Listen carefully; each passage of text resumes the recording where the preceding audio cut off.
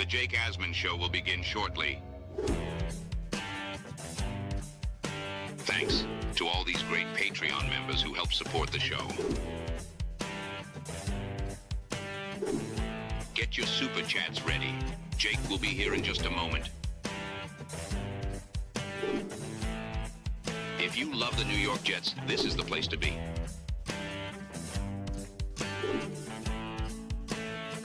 And now, the Jake Asman Show. Did OTAs provide hope for the 2026 season? We're going to be talking about that and much more on the show today, plus a significant update on Kenyon Sadiq's hernia issue. That and more is the topic. Happy Saturday. It's the Jake Asman Show. Let's hit it and get it started. We sitting in here, we excited as hell. Now it's time to get to work. Are you a happy guy? Oh my goodness, let's go! I haven't felt joy talking about the Jets in a long time. When they announced it, I went, yeah!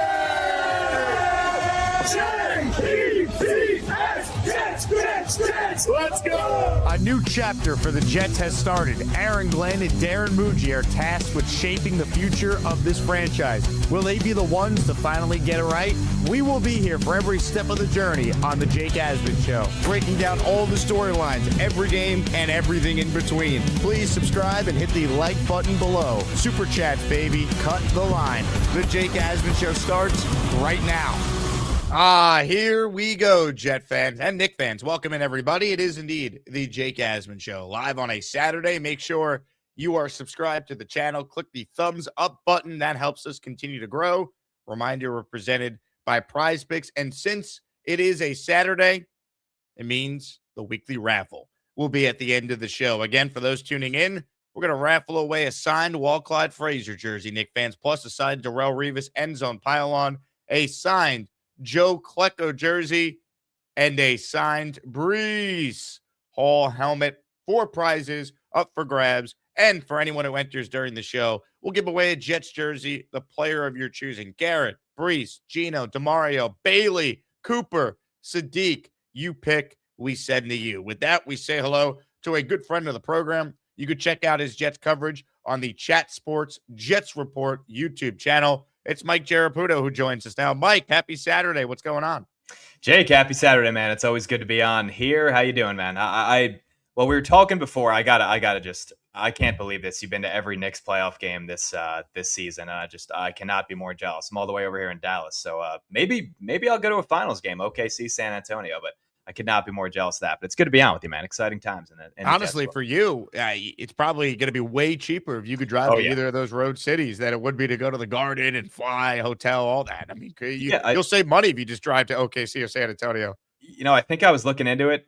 Tickets are going to be around like close to the $1,000 mark. And I don't even want to look at MSG because I'm sure that's, what is it, $5,000 to get in the building at MSG? Like, I'm not even... That sounds ridiculous, but maybe I'll find a way to go to one of these finals games here. I hope you do. And if you do, we're going to be living through you as the Knicks will start their journey on Wednesday. We got a game 7 tonight, so we'll see if they play either San Antonio or OKC. Let's start with this, Mike. So the Jets wrapped up the first open OTA. They'll have more coming over the following weeks. But the biggest thing I think that we learned from OTAs is that Kenyon Sadiq will not be participating in any of them because he's dealing with a hernia injury that required surgery. Yesterday on my Jets Collective podcast with ESPN's Rich Cimini and Brandon Tierney, Rich provided an update on what he has heard about Sadiq. I'll play the full clip, and then we'll talk about it on the other side. I got a question here, and again, I'm not trying to cause problems, but when Aaron just said we knew about it, okay, that's good. So you go in eyes wide open, got it. And you elected not to have it during rookie minicamp. Wouldn't you rather have it a month or so ago so he's ready for OTAs, so the timeline is more absolute being ready for training camp? I mean, why are we waiting on this? Yeah, a couple of things there. One, he played with it last year at Oregon. He actually missed a game because of it, fought through it for a number of games during last season. So everyone knew about it during the draft process. And I think the thought originally was maybe he would try to get through the year with it, play. And so after rookie minicamp, they just decided, let's just get it done now. And he will be ready for training camp. I've been told there's absolutely no doubt he will be ready for training camp. He was there yesterday. He was on the sideline watching every drill. I'm sure he's taking the mental reps, like, coaches love to use that phrase, they taking mental reps. But there is it's a little bit of a concern because of all the reasons you guys just mentioned. This is a rookie who has not played a lot at that position. These are important mental reps, and not mental reps, the physical reps, to be out there on the field, running routes, catching passes from Geno Smith. That's important. That's why they do this stuff in the spring. They don't do it for fun. And so he's going to be a little bit behind when he gets to training camp. There's no doubt about it, but he will be ready for training camp. So, Mike, what do you make of those comments there from Rich? He says that his sources told him Sadiq will be ready for training camp. Are you concerned as a Jet fan, or is that good enough for you to think, okay, I'll be all right? It's funny, when this broke, I sit across from a guy at work who said he's had 3 of these, like 3 hernia deals, and he said, it was just about a month recovery time. So I'm not overly concerned, but it kind of said, like, as you guys mentioned there, like the fact that he's not getting these physical reps, like, yeah, he's there. Yeah, he's watching, but he's a rookie. Like, if this were Breece Hall, if this were Garrett Wilson, I'd be like, all right, this is almost a non-story. They'll be back in a month. No problem. They'll be back in July. Training camp will be all good to go. But the fact that it's a rookie and you want him to get in there as much as possible is kind of does suck.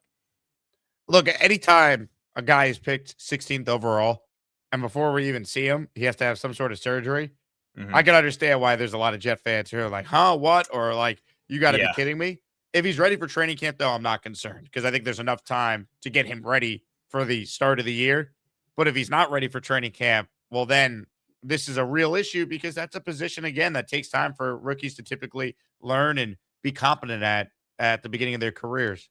Yeah, I had people down in my comments like, oh boy, like Sadiq has been already hit with the Jet curse. Like, this was a bad pick, and just going totally overboard with it. Like, he was one of those picks. It's pretty polarizing between Jets fans because you look at it and you're like, well, we didn't need a tight end. But you look around the NFL, look at what the Rams did. Not only drafting Ty Simpson, they get Max Clare in the 2nd round. They had Terrence Ferguson, Tyler Higbee, Kobe Parkinson, Davis Allen. Like, good teams don't just draft for need. Like, I still like the pick of Sadiq, but I mean, he probably has the worst possible start to his Jets career that he could possibly. I mean, obviously there could be worse injuries, but the fact that he's going to be missing OTAs is I'm not too concerned about it right this moment, but hopefully it's not something that lingers. I know a groin was kind of mentioned. Aaron Glenn kind of slid it in there, but we'll see what happens with Sadiq. But it's an unfortunate situation to start out his Jet career. Comments, questions, super chats. We'll cut the line. Kenyon Sadiq will be ready for training camp, according to ESPN's Rich Cimini. Ladies and gentlemen, how about a 10 spot to get us started on a Saturday? Seth Martinez, who yesterday won a Jets jersey on the show, is back at it for more. 10 gifted memberships to get us rolling today.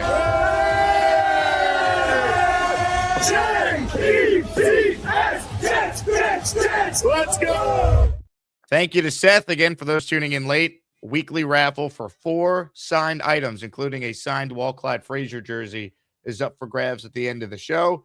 Timothy Moore, Dave from New Brunswick, B. Foops, Todd Roberson, Victor 4240, Mike Mine, Johnny Race 9461, Gary Marone, Kyron Seekers, all receiving a gifted membership there from the Seth Martinez. Seth, thank you very much for your support. Good job.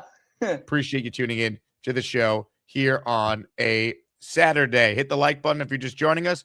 Other things to hit on. Mike, OTAs, as far as injecting some hopium into the fan base, I think it did its job. Geno Smith up there talking about ending the playoff drought would be like a story in a movie. Garrett saying great things about the way Geno throws the ball, and every player who spoke saying great things about the Frank Reich offense. Offensively, let's start there. What were some of your thoughts on OTAs from an offensive perspective?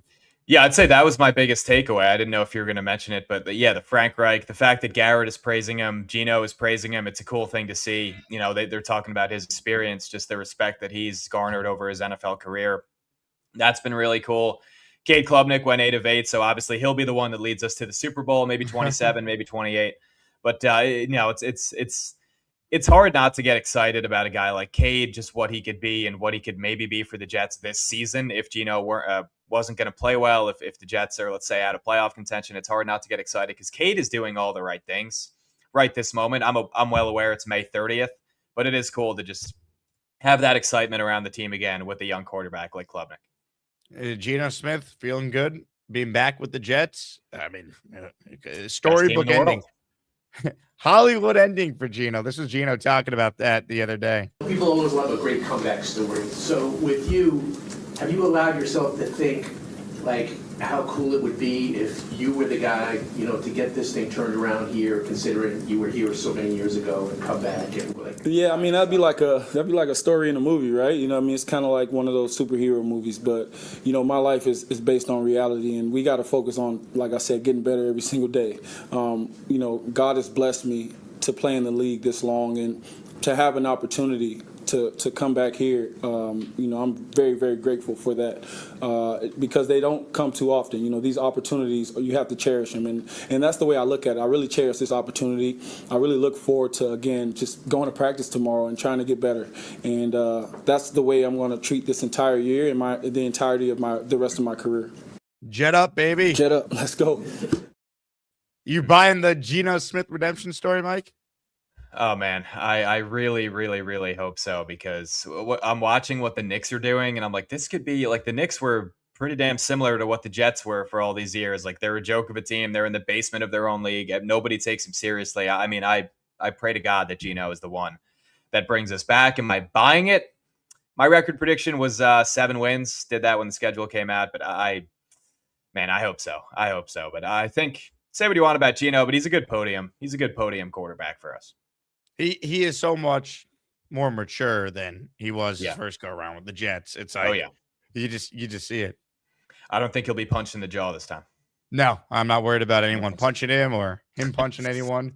I think he could be a good quarterback for this team. I do. I think if they protect him, he's got a chance to resemble a similar version of the player he was in Seattle. We actually talked about this on our collective podcast yesterday. Every quarterback, when they're pressured, their numbers are worse for obvious reasons.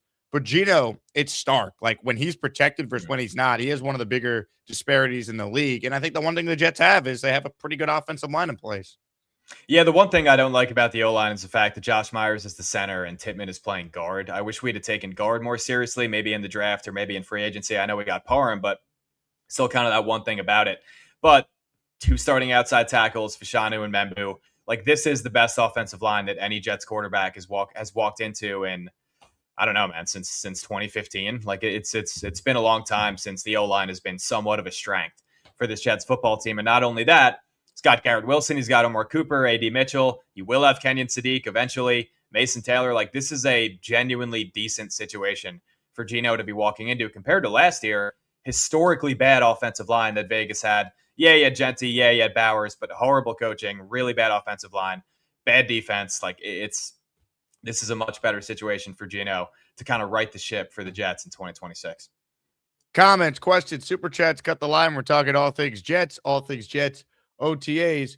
So we know Sadiq wasn't out there with the first team offense, but we did get a chance to see Jeremy Ruckert take his role and Jelani Woods take his role. The takeaway I have is not that those guys are playing next to Mason Taylor. It's that Frank Reich, I think, is going to use a lot of 12 personnel, 2 tight end sets on this offense this year. No doubt about it. I mean, you don't draft Sadiq 16th. You already have Mason Taylor, who I thought could have been a tight end 1 in the NFL, like maybe a top 20-ish tight end 1 in football. Reich says, screw that. Like, he'll be the best. He could be the best tight end 2 in football if he wants to be. And Sadiq, I don't think Woods is necessarily going to make this roster. I know he just signed like a 1-year kind of thing, and I think it was March, but I think he's an easy guy if we want to cut bait with him before the year. But right now, he can go out. Like I mentioned him in like a OTA winners video just published this morning. Like just the fact that he was able to go out there and actually get some real opportunity to run with the team. I think Woods could maybe prove like, hey, we could carry 4 tight ends this year. I mean, look, I just think that's where the NFL's going. You brought up the Rams earlier. They use 3 tight end sets all the time. Yeah. My hope with Frank Reich is that he gets them in the right position. He's got the real plan for what they need. And the fact that they did hire some younger coaches that were with them at Stanford. Seth Ryan is on the staff, who was around Ben Johnson. There's enough innovation with the steadying adult in the room voice to actually form a competent offensive coaching staff. Yeah, look, I I mean, when we fired Engstrand, it was just one of those things. Like, I know for a fact this guy is going to go on to have NFL success because he didn't really get a fair shake with us. But Reich, like, I understand the thought process behind it. Bringing in an experienced guy, bringing in a guy who's actually helped quarterbacks develop. Like, I didn't absolutely hate the hire of Frank Reich. So, I mean, you see the respect that he's gotten from Geno. You see the respect that he's gotten from Garrett. You kind of are starting to see the vision of what he's going to do, what he's going to want to do with this offense, drafting a guy like Sadiq. So, I'm looking forward to it. I am as well. Hit the like button if you're joining us. We're talking with Mike Giarraputo from the Jet Report, which is with Chat Sports, breaking down all things New York Jets following, not even rookie, but following the first public OTA. Speaking of rookies, Cade Klubnik, will he ever throw an incompletion as a Jet, at least in the stats that the media was able to keep track of from the open practice? You'll see on the screen here, Cade Klubnik, 4-4 in 7-on-7 and was 4-4 in 11-on-11. Do we have our franchise quarterback, Mike?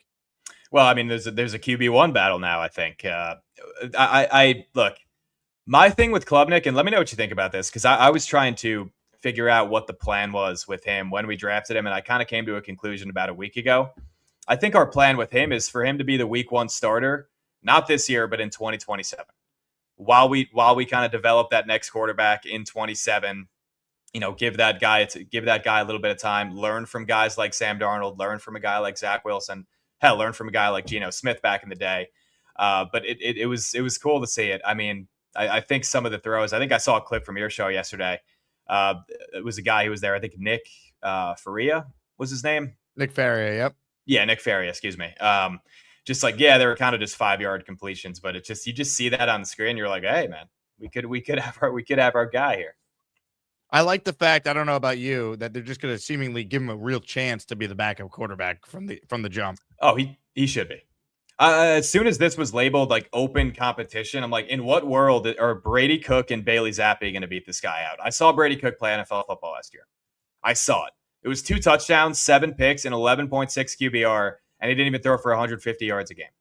Like, I'm all good on Brady Cook. He can go down to the practice squad. He can get axed by this team. We didn't invest anything into him. He's an undrafted free agent. Like, I'm fine moving on from Cook. As soon as this was labeled open competition, conclusion I came to, Klubnik will absolutely win this job for us. It just feels like they want him to. That's why they haven't signed any veteran backup quarterback. Zappi's played a little bit, but Klubnik could beat him out, and I think he's ultimately going to. I like that they're going to give him a lot of the reps here through OTAs, minicamp.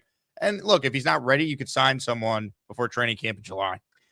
Do you think Russ is still in consideration? Because we extended the offer out to him, and now he's mulling it between, he's between Jets backup quarterback or NFL Today on CBS. So I don't really know what he's thinking. I don't know who else is out there. I know Cooper Rush, Josh Dobbs. You could trade for a Will Levis, trade for an Anthony Richardson, but why would I want to see them play football over Cade Klubnik? I don't see the point to that. Signing guys like that. I mean, maybe Russ, I understand because he's got the experience. He's a good guy to have in the room, but I don't really see the point in signing a Cooper Rush or a Josh Dobbs or trading for a Levis. I think that offer's off the table. I do. I think it's, yes. No, it's Cooper been too Rush long or nothing. Yeah. Yeah. Anytime I hear a veteran quarterback talk about retirement and Russ being like, well, I have an offer from the Jets and I'm also considering going to TV. Like, you're retired already, dude. And Russell Wilson was so bad last year when we saw him. Like, what's the point? Mm-hmm. Just if I'm gonna have to watch awful quarterback play, at least let me watch a guy we drafted so we could form a clear opinion on whether or not he could be anything for us going forward. Yeah, because what the hell do you do if you go into 2027? Like, I think the Jets' plan with Klubnik is develop him to be a really good backup quarterback, or if it really works out, then you got a quarterback one of the future. You don't even have to worry in 2027. I don't really see that as a possibility, but I'd rather, as you said, I'd rather get excited to watch bad quarterback play than be like, God damn, I gotta watch Russell Wilson today play for the Jets. Amen. Speaking of goddamn, by the way, the Jets signed free agent kicker Younghoe Koo. Cade York was the only veteran kicker they had.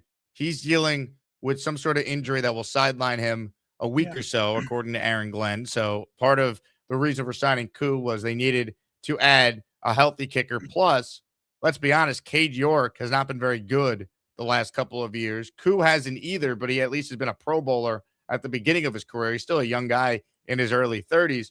your thoughts on the kicking situation right now. Koo, for what it's worth, according to reporters, did go 4-4 from field goal attempts at the OTA that was open to the media on Thursday. Yeah, so I guess it's between Younghoe Koo, Cade York, and Lenny Krieg, and honestly, it's pretty disappointing because this is something that we should have taken more seriously. I think we should have signed, maybe just re-signed Nick Folk. He was good for us last season. I know he might not have the leg to make a 60-yarder, but at least he's reliable inside 50, and it kind of just pisses me off because we should still just still have Jason Myers on this football team. Thanks, Mike McCagnon, for leaving us with years and years of BS at the kicker position. That's really where all this started. It's a great point. We don't talk enough about that. Like, Jason Myers could easily still be the Jets kicker right now. Should be. I mean, this is just something that we don't. I feel like there's like one thing every offseason that we just cast aside and don't take seriously. And this year we chose for it to be kicker. And it's, as like, you saw it, you see it every year in the NFL. I don't think I'm making an insane discovery here, but kicking can win you games. It could lose you games. And we've seen it. I mean, we talked about it a little bit before the show here, like Kyer Vedvik. If any Jets fans remember him, week 1 of 2019, missed the field goal, missed an extra point, cost us that game, our home opener against Buffalo. And I just know for a fact, I've been a fan of this team long enough to where I know kicking is going to cost us at least one game this season because we didn't take it seriously in the offseason. Doesn't it always? It's just always. Some of these things are so preventable, and I think that's what's so frustrating. And again, I like a lot of what Muji has done, but it just came down to like $1 million reportedly, the difference between the Jets offer and the Falcons offer. How do you not find a way to get it done? I don't understand that. Like, I really don't understand that. Just, you had a reliable kicker. You had a guy in Nick Folk who probably wanted to be here. He returned to the Jets after all those years away. And now we're going to send him off to Atlanta. He's going to probably retire after the season. But you had somebody, and you just let him walk out of the door because you can't fork over another $1 million. Staying with the special teams conversation, what was your reaction to seeing Herb Charles being traded? Honestly, I had almost forgotten he was on the team. I know he missed all of last season, but he was a good gunner. I'm not trying to disrespect Herb Charles, but because he was a good gunner for us, back in 24. He's one of the best special teamers in football at that position. But I mean, as soon as I saw his Instagram story, like, oh, I'm out of there. I'm like, all right, like, F off. Like, all right, see you later. Like, I do think it bodes well for a guy like Arian Smith, who might have been on the roster bubble. Maybe I'm being a little bit too extreme, but he was decent on special teams last year, so maybe he'll carve out more of a role. But it was surprising, I guess, like the fact they were even able to get anything for a guy like that, a special teamer who's off a torn ACL, was pretty surprising. Yeah, I mean, I think the big takeaway is he wasn't going to make the Jets, so they were trying to get anything for him. And shout out to Muji. I don't know how many phone calls he had to make before someone was like, yep, we'll give you a 2028 conditional 7th, but he got it done. That must have taken a couple hours of calling people. Yeah, you know how many trades that is for Muji? What is the total now? Do you have it in front of you? It is now 13 trades that Muji has made. Wow. Since, I guess, January of 25. I don't think he's made a bad trade yet. No, I don't think so. Now, we'll see about the T'Vondre Sweat one. I am a little bit worried about the T'Vondre Sweat one, but we'll see how that goes. How come you're worried about that? I just, just the out of shape kind of things, and just some of the, like, he's not going to be an absolute not that he needs to be an every down player for the Jets, but like, I do worry a little bit about a guy like that. I'm excited to see him pair up, but I feel like Jermaine Johnson, like, especially back with Salah, is just he's going to be better than he was for us last season. I mean, something that I always talk about, it's maybe not more T'Vondre Sweat, but it's more about Jermaine Johnson. Like, he only regressed because the defense got worse. And maybe he wasn't as good of a player these last 2 seasons, but when the defense gets worse around you, when you're on the field for more than you should be, you're going to get worse as a player. And I think with Tennessee, he'll just be a better player for them than he was for us last season. I do agree with that. By the way, here, courtesy of Rich Samini's X account, is the list of all the Muji trades that he has made. 13 player trades since last August. This obviously doesn't include the trades in the draft, where in his first draft, he moved up a couple times. And most recently, he moved up to get Omar Cooper, and he moved down and still came away with D'Angelo Pons, plus traded up for Cade Klubnik. So if you count some of the draft trades, the list of trades is more than just 13. But as far as these player trades here, I like pretty much all of them. The thought process makes sense to me for all of them. Even getting something for Justin Fields is impressive, because we've seen this GM then take these late day 3 picks, 6th, 7th round picks. He's turned them into big players for the Jets, contributors, Harrison Phillips, Jawan Briggs, Jarvis Brownlee. They extracted as maximum of value as you can get for Sauce and Quinnen. So I have a lot of confidence in the Mooj, Darren Moogey thus far. Yeah, I mean, we can't, I don't know how you feel about this, but I don't know if we can declare, right now on paper it looks great, but we can't declare the Sauce trade a win. We can't declare the Quinnen trade a win just yet until we see what we get out of those picks. I mean, the Jawan Briggs trade, it might be my favorite. I think he was probably the best player on this defense last year for the Jets, as sad as that is to say out loud. Phillips is awesome. He's going to be a great leader in that locker room. He has been a great leader in that locker room. I thought he might have left this offseason just based off the fact that like we're kind of rebuilding as a team. But yeah, overall, you look at that and looks pretty damn good to me from Moogey so far. It feels like for the first time in a long time, we're finally garnering at least some respect towards our front office from people around the league.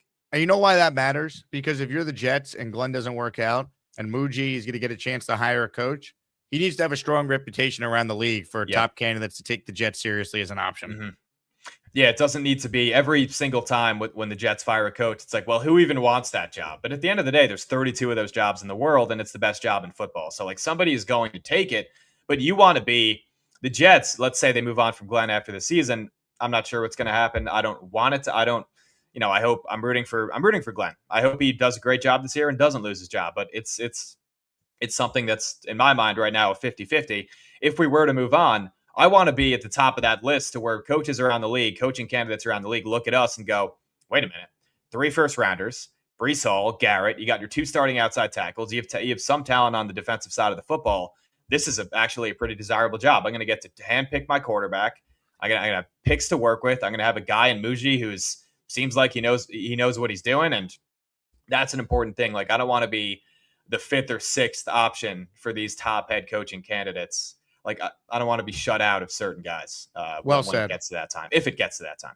Yeah, hopefully he is great and he's the head coach and he proves himself. But if he's not, you want the roster to be looked at in a positive light. You want the draft capital. It will be looked at a positive light, depending on especially where it ends up with the 3 first-round picks. And you want the reputation of the guy who could be making the hire to be outstanding. So you're spot on about that. Ladies and gentlemen, how about a Cisco Lopez bomb? He has sent in 10 memberships. He's in the raffle, which will be at the end of the show for 4 signed items, including a Walt Clyde Frazier jersey, Nick fans. He's in for another 10 entries. Hit it. Sometime I do super chat. Sometime I do give membership. But all the time, I love the Jake Asman show. They call me Cisco Lopez. Jet up, Cisco. Let's go. Jet up. Let's go. Here are the 10 listeners who are now channel members thanks to our pal Cisco, New Jet City, Gerald Jasco, Red John 481, Christian Avilas, Adam is too cool, K Core, Antonio Amoroso, Adamish, F, Hassan Reddick, all receiving a gifted membership there from our friend Cisco Lopez. We love that. Again, for those just tuning in, every Saturday is our weekly raffle, and I'm raffling away signed Breece helmet, signed Klecko helmet, signed Revis end zone pylon, signed Walt Clyde Frazier jersey. And for anyone who enters during today's show, it's only for the Saturday, people. Going to do a separate Wheel of Champions spin. You pick the Jet jersey you want. Sadiq, Cooper, Bailey, Demario, Geno, Breece, or Garrett. Those are your choices. Shout out to everyone who's watching Jets content in late May here on YouTube. Banku with a super chat. He says, I know you guys like Nick Folk, but aren't you all tired of having a punt because Folk can't hit over 55 yards while the rest of the league can hit from 57-61 versus us? I don't know if that's true, though. Nick Folk did hit from 58 last year against Miami. He hit from 56 in the rain to beat the Atlanta Falcons. Yeah. Again, give me the guy who can consistently make really anything that's 50 yards or less. That to me is incredibly valuable. Then, the guy's got a longer leg and can maybe hit from 61. Like, I'm not saying that's not important, but I'd rather the guy that I know, if it's in his range, he's going to be money. And that was Nick Folk the entirety of his Jet tenure last year. I want a reliable kicker, and I guess I'm going to present this as trivia, Jake. But Nick Folk has attempted 81 field goals over the past 3 seasons. Can you guess how many he's missed? Well, I know he didn't miss any with the Jets, so I mean, it's probably is it 1 or 2? Like it is 3. He did miss 1 with the Jets. It is 3. He's missed 1 the last 3 seasons, 29 attempts, 22 and 30. Like that's what I want at the kicker position. I understand. And yeah, you said it. Like he beat when did he miss that with kick. the Jet? What kick did he miss with the Jets? I can't remember, but that's I didn't think he did, but I went to go check it. But I want a reliable kicker. That's what I want. And if you can't hit from, not everybody's freaking Brandon Aubrey. Like not everybody in the league is Cam Little or Brandon Aubrey where they're going to be able to hit from 64 or 65 yards. Like get a guy like Younghoe Koo or get a guy like Cade York. They're probably going to go the same percentage from a 57-yard field goal than Nick Folk would.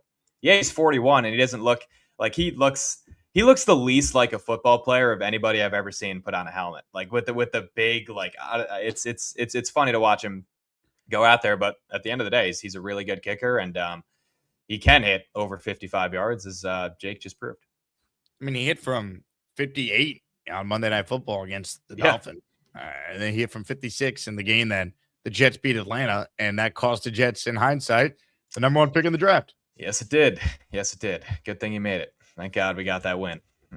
Thank God, baby. Jet up. Jet up. Let's go. Comments, questions, super chats, cut the line. Reminder, this show's available as a podcast. If you ever miss it live on YouTube, subscribe to the show on Spotify or Apple Podcasts. Leave a 5-star review. Spread the word. This show on YouTube, live every day during the week. And, of course, live, or not live, but live the tape in audio form on Apple or Spotify. Check it out there. Reminder, Gangrene Beach Club, July 11th. Get your tickets, gangrenebeachclub.com. Join me and your favorite content creators, reporters, super fans, all in one spot at HQ2 inside Oceans Casino in Atlantic City. Mike, you and I are big Knicks fans. The Knicks are on the Jets' mind. This quote from Garrett Wilson here, quote, seeing the people, the way they get behind their team. I know Jet fans are frothing at the mouth to cheer like that, and we want to give it to them. That gives us a taste of what it might look like when we figure this thing out, which we're excited for the opportunity.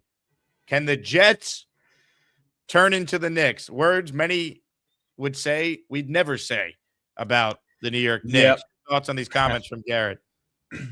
Yeah, I mean, that is the goal. I mean, I look over at what the Knicks are doing, and I wish I cared as much about the Knicks as I do about the Jets, because I don't even know. I wouldn't go a second without thinking about the Jets. I already don't go a second without thinking about the Jets. But if they were a really good football team in the Super Bowl, like that would be unbelievable. And I'm picturing MetLife Stadium, what it's going to be in Week 12 this year versus what it would be if the Jets were a team that was 9-3. They were first in the division. Like MetLife would become one of the best home environments in all of football. We saw it Week 1 of 2023 against the Bills. Like that place was rocking. Like it was unbelievable to see MetLife like that. I'd never seen it like that before. But yeah, no, I mean, it was actually one of the more interesting quotes I saw from Aaron Glenn talking about the Knicks. Like I think it was the longest answer he gave. I think he did about 10 minutes to the press on Thursday. And he talked about Brunson and just how he is as a leader and how people like want to follow that. And I think Glenn kind of adopted that mindset when it came to adding free agents like Minka, like Demario Davis, like David Onyemata. Like it's clear that the Jets at least have a vision, but can they do it? I think we're sort of on the right track. I'm not sure if we have the head coach. I'm not sure if we have the quarterback, but a lot of the foundational pieces are kind of starting to add up for the Jets here. Here's Garrett Wilson on the Knicks. It's cool to see, and I'm glad I'm up here for it. I'm rooting the Knicks on like hell. And yeah, man, you know, that gives us a taste of what it might look like when we figure this thing out, which, you know, we're excited for the opportunity. God, I really hope for a player like Garrett, they figure it out. He's on the Mike Evans career arc. He stayed loyal to the franchise that drafted him. Mm-hmm. Eventually, they got the quarterback for him, the right team, and they won because it's just brutal, man. And again, as bad as the Knicks were, they never had a 15-year playoff drought like what the Jets have endured. Like during the Knicks run from their last appearance in the finals to where they are right now, there were moments of happiness. Like Carmelo provided a 54-win season. They won a playoff round. Like there were moments we thought the team was headed in the right direction. The Jets haven't come close. Like I don't even know what they've had one winning season during the playoff drought. They didn't even make the playoffs in that year. We had week 1 to week 16 of the 2015 season was a fun time to be a Jets fan, and then that game against the Bills week 17. But Yeah, like for a guy like Garrett, he's been the most likable Jet, I think, since he's been drafted. He always says all the right things. He's never really out in the media complaining, and like he's really just keeping it real. Like when he gets asked about the Jets, like, yeah, I don't know, like it's disappointing, but he's never going to be like, he's never going to say anything like really out of hand. And he's just been out. Like if we could do it for a guy like Garrett Wilson, that'd be awesome. And also do it for the fans like us. Like I was freaking 8 years old the last time the Jets were in the playoffs, and now I'm covering them, living in Dallas. Like if you were to tell me that when I was 8, like I probably wouldn't have believed you. But yeah, the Knicks have had moments. The Jets haven't really had moments. 10 years since we've had a damn winning season. It's hard to believe. Here's Aaron Glenn talking about Jalen Brunson. Yeah, it's hard not to notice it. And I tell you what, that is a gritty team. And it's hard to be a gritty team without gritty players. And it all starts with the point guard. And, I mean, you could tell that the leadership, the fight, everybody follows that. And it's easy to follow that.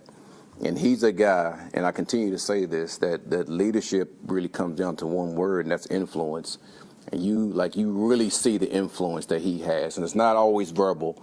There's a lot of just what he do and how he operates. So, man, pulling for those guys, I really am, because they play their ass off, and it's fun to watch, and it's good to see.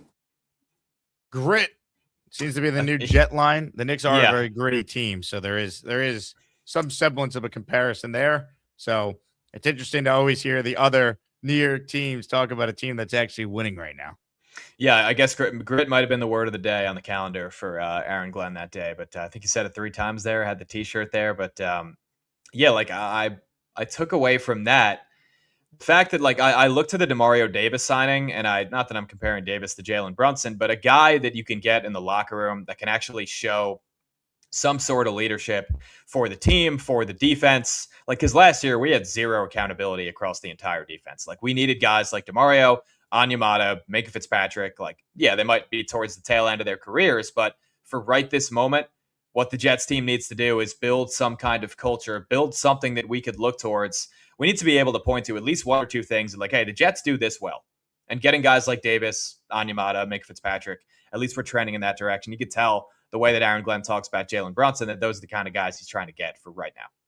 I think that is spot on. Mike Giarraputo with us here. Check out his work, Chat Sports, The Jet Report. Search it there.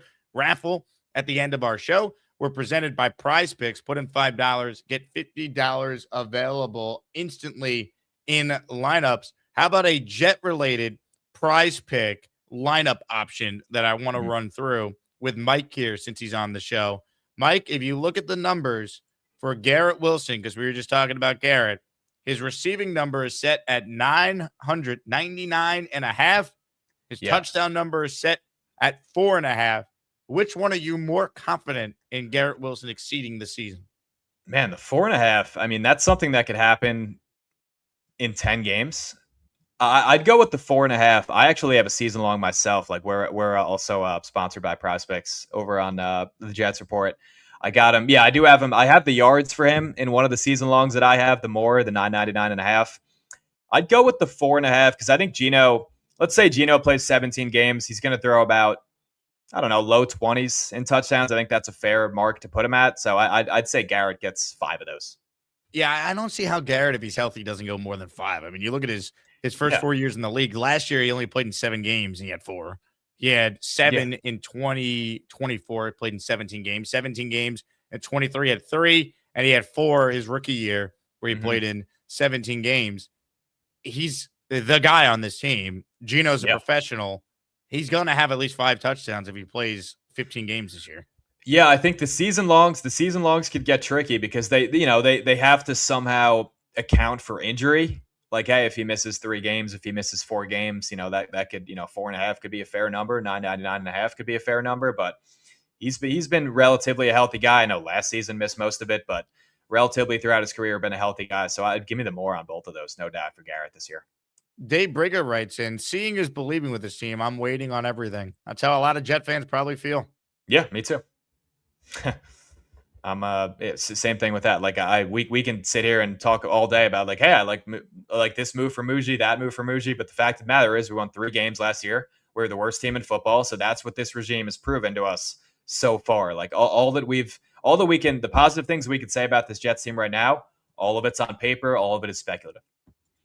If you want in on the show, the Gusbuster Umbrella hotline link is pinned in the comments, so now's the time to call in and weigh in on anything Jet or Nick related you want to hit on. Speaking of the Knicks, would you rather the Spurs or would you rather the Thunder for the NBA Finals? After we get the winner of tonight's Game 7, we will know who the Knicks are playing Wednesday night in either OKC or San Antonio.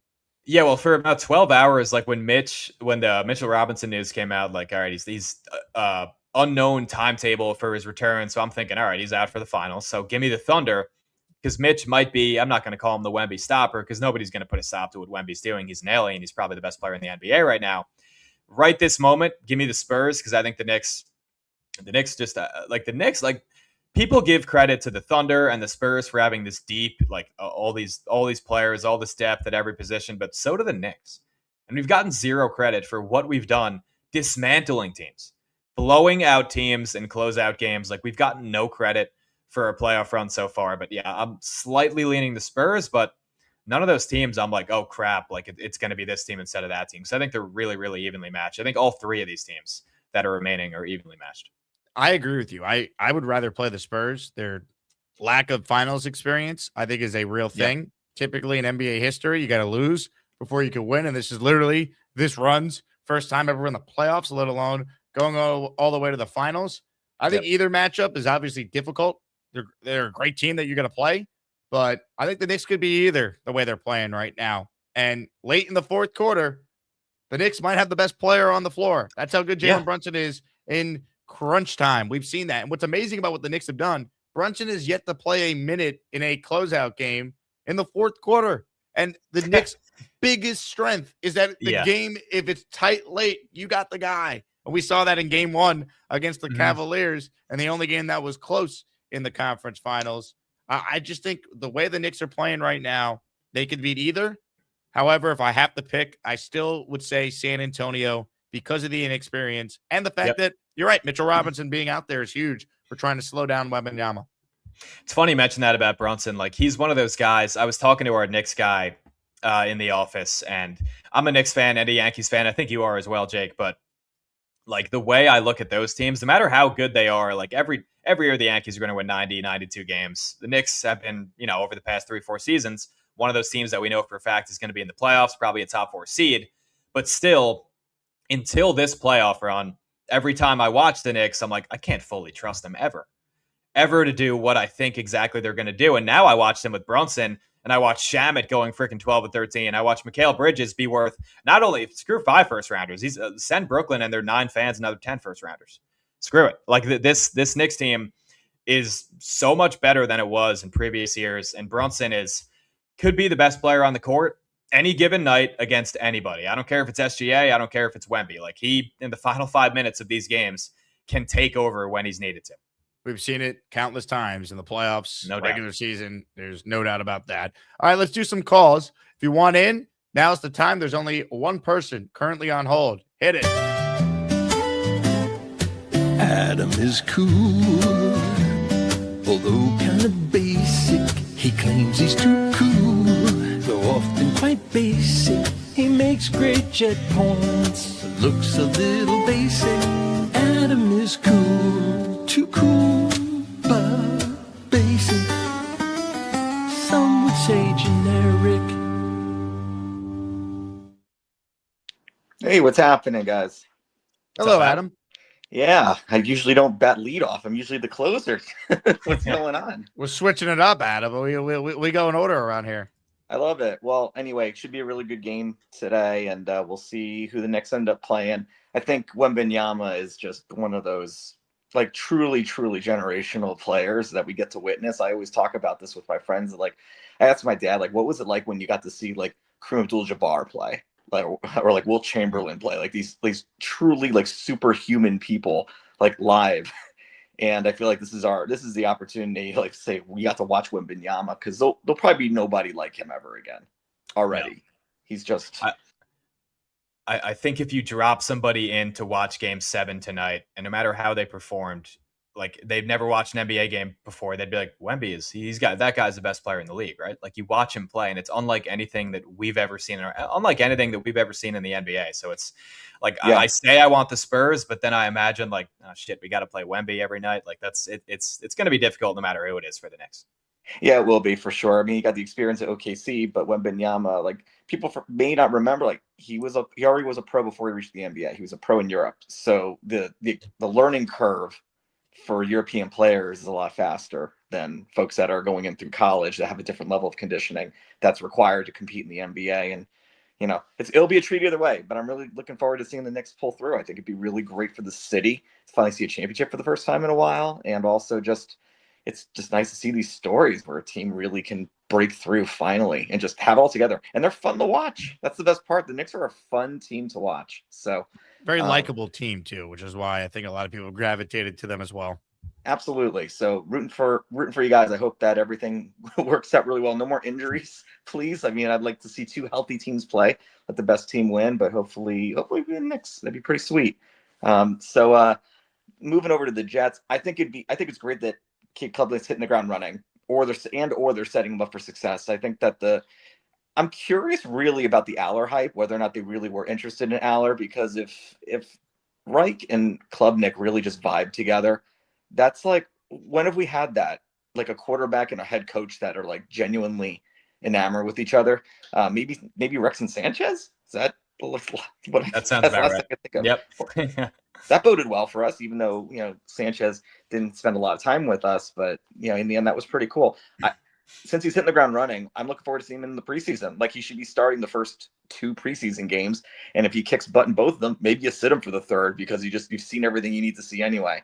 And you take it from there. Let him grow into the backup role for now, and let him see where things go with Geno, see where things go with the Jets, especially those last 5 games of the season. I mean, I think he'll probably end up starting 2 or 3 of those games unless we are super competitive. It's a win-win for us, because then we're not like throwing Cade into the wolves, so to speak. We're letting him grow into it.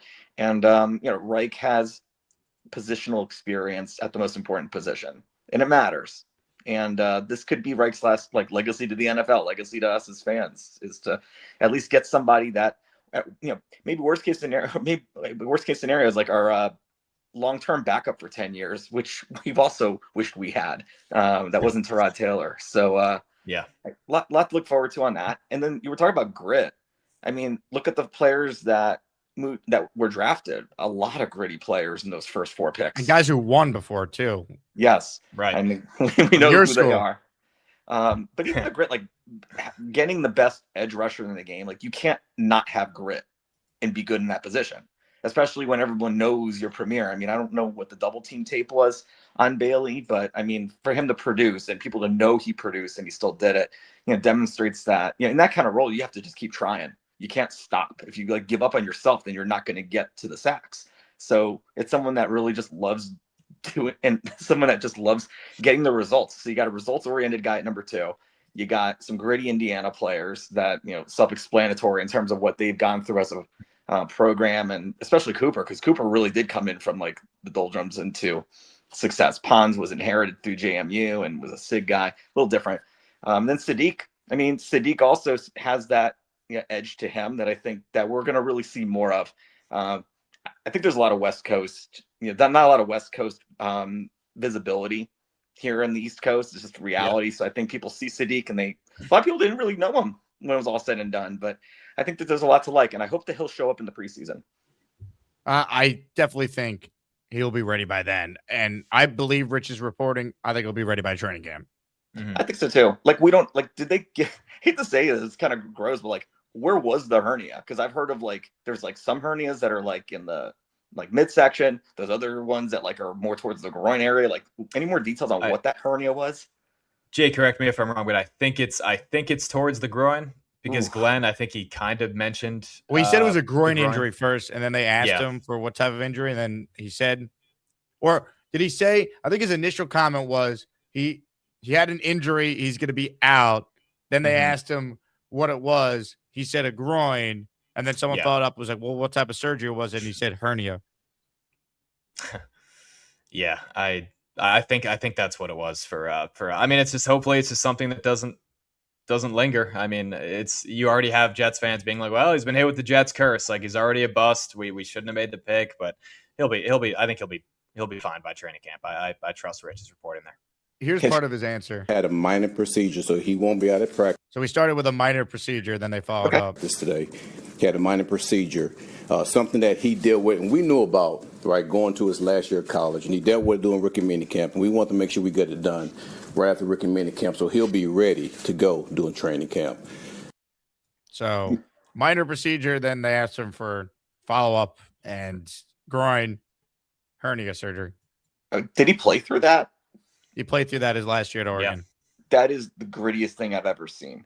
Like, especially down, like, I don't know if you encountered a lot of hernias amongst your friends and family and all that, but like, it could be really excruciatingly painful if it goes wrong. The fact that he bet on himself to be a first round pick and play through that's a different kind of grit altogether. That's a guy who like is not going to wilt at a small injury like that. Like, pretty impressive.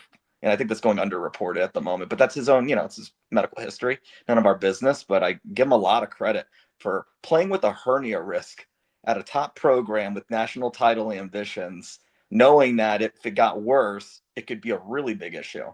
So, wow. Yeah. Oh, impressive. Yeah. Well, I just hope he gets the surgery where he had it and he's ready to go and it's not a problem. Yeah, just go easy on that stuff. And if you could look at Reddit nightmares in terms of like hernias that really can be the most excruciating pain you've ever seen in your life because it goes in an area that you wouldn't expect.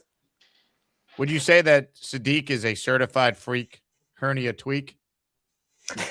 I wouldn't describe him as a hernia tweak, but I was obsessed with Sadiq, certified freak, 7 days a week, certified freak. Obsessed with Sadiq, certified freak, 7 days a week, certified. Obsessed with Sadiq, 7 days a week. 7 days a week. Certified freak. And now, let's get back to our feature presentation with Dr. Jake Asman. Take it away, please.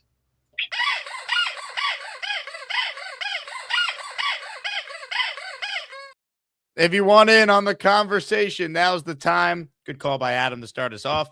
Raffle is at the end of the show. Knick fans, Clyde Frazier signed jersey up for grabs. If you enter, this is your last show to enter because I am counting all the names and spinning the wheel at the end. Plus, Revis signed end zone pylon, signed Klecko helmet. And because we had so many memberships yesterday, I added another prize to this week's raffle. It is a signed Brees Hall helmet. So 4 signed items, one by the greatest Knick ever. And for anyone who enters, you're specifically in a Jets jersey raffle today. So I'm giving away 5 total items on this very show.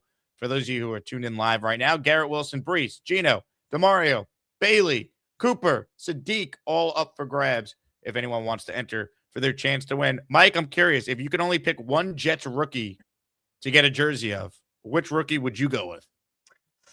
Ooh, give me Sadiq. I like the number 16 on that. Cooper, the 83. I wish he would have gone in a different direction, but really, I like the traditional wide receiver number. Yeah, it is. It kind of throws it back a little bit. But I like this. I like the 16 out of Sadiq. Certified freak, 7 days a week. Certified freak. Colin gifted 5. Thank you as always, Colin. Hit the Mike Brown. Turn the fucking Jets on. Turn the fucking Jets on. Yeah. Jersey for Hawks. Tammy C, Rob Pate, Dom Perrione, and Big Dog Felton all receiving a gifted membership. It's come to my attention that an Asmaniac is going through a very hard situation with his son right now. Jay Quest has a son named John Lucas. And John, I'm looking right at you, buddy. John Lucas is threatening to become a Chicago Bears fan. John Lucas is 8 years old. Yeah. And he's threatening to become a Chicago Bears fan. This is a disgrace. John, you do not pick the Bears. You're from New York. You live on Long Island. Your dad is a diehard Jet fan. He has suffered enough. Eventually, when they break through, like the Knicks are right now, you want to be able to enjoy it with your dad. Do not root for the Bears. They have not won anything either. All right. It might feel like they're going in the right direction right now. That's great. The Jets will get there too. you don't leave the Jets. You don't leave your dad. How dare you? How dare you, John Lucas? Don't do it. By the way, 8 years old, you haven't suffered a day in your life as a Jets fan. Like we've taken the worst of it for you. Like the better days are coming, we think, right now for the Jets. But even if you pick the Bears, you have no real attachment to that team, and that's why I'll really never leave. Like my dad a million times has been like, please stop being a Jets fan. He's still a Jets fan, but he's like, stop doing this. It's never going to end well, whatever. But you pick another team and they win, and what's your connection to it? You picked him because you liked him. You picked him because you liked Caleb Williams. You like the uniforms. You like whatever. Like it's not the same as being born into something, deeply, deeply caring about it for a long period of time, and then finally getting. I mean, look at like being like diehard Knicks fans right now, like myself, like Jake, like probably a lot of people watching. Like that's what it's all about. That feeling, that indescribable feeling of having a team like really, really get to that, climb that mountain finally after years and years of like not a lot of success. That's incomparable and indescribable. By the way, apparently it's John Luca, not John Lucas, but I refuse to call him by his actual name. Yeah, if he leaves the Jets. If you stay with the Jets, John Lucas, aka John Luca, I'll get your name right. There we go. Comments, questions, super chats. Cut the line. Leon with a great point. Stark contrast between Charles London and Tanner Engstrand, the two longtime NFL playing quarterbacks and coaches in Reich and Musgrave. That might be the most significant upgrade the Jets have made besides going from Justin Fields to now Geno Smith. Yeah. Musgrave seems like the guy that's like both of those guys, Musgrave and Frank Reich, seems so respected around the league. And that's just the kind of thing that we should be going for. Like, who are the guys that are actually that have proven success as NFL coaches? Find those guys, get them. Like London, he sucked, and Engstrand was fine. I think he'll eventually go on to have success. I mean, I don't know if he got a fair shake at it, but give me Reich and Musgrave over those two guys for sure. Give me the alarms. Hey now. Whoa now. Ted Ruggiero, 20 gifted memberships. Oh my goodness gracious. Yeah, here we come, baby. Here we come. Here come the Jets, baby. It is about to rain channel memberships. Let's go, Ted.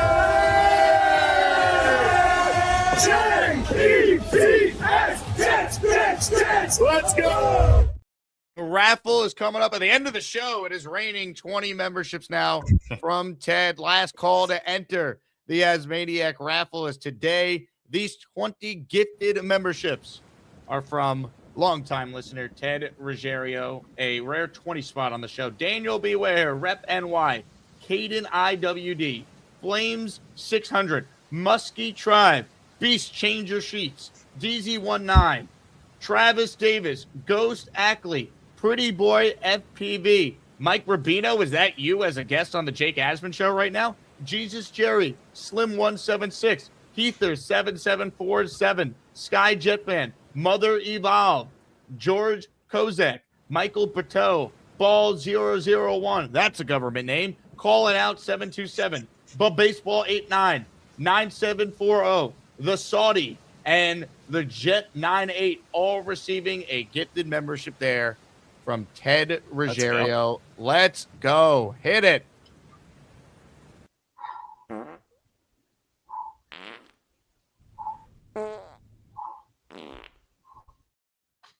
Now back to the Jake Asman show, please. I'm busy.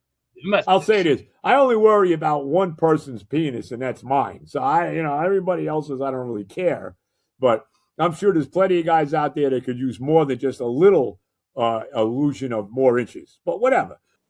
Great point, Joe. You hit it right there. Now, they haven't come out and said it, but that's exactly what they're thinking right now. Ladies and gentlemen. What on earth was the context of that clip? You're gonna have to watch the Jets Collective, Mike. I mean, we get into everything on that show. Apparently. More of your calls, ladies and gentlemen. Hit it.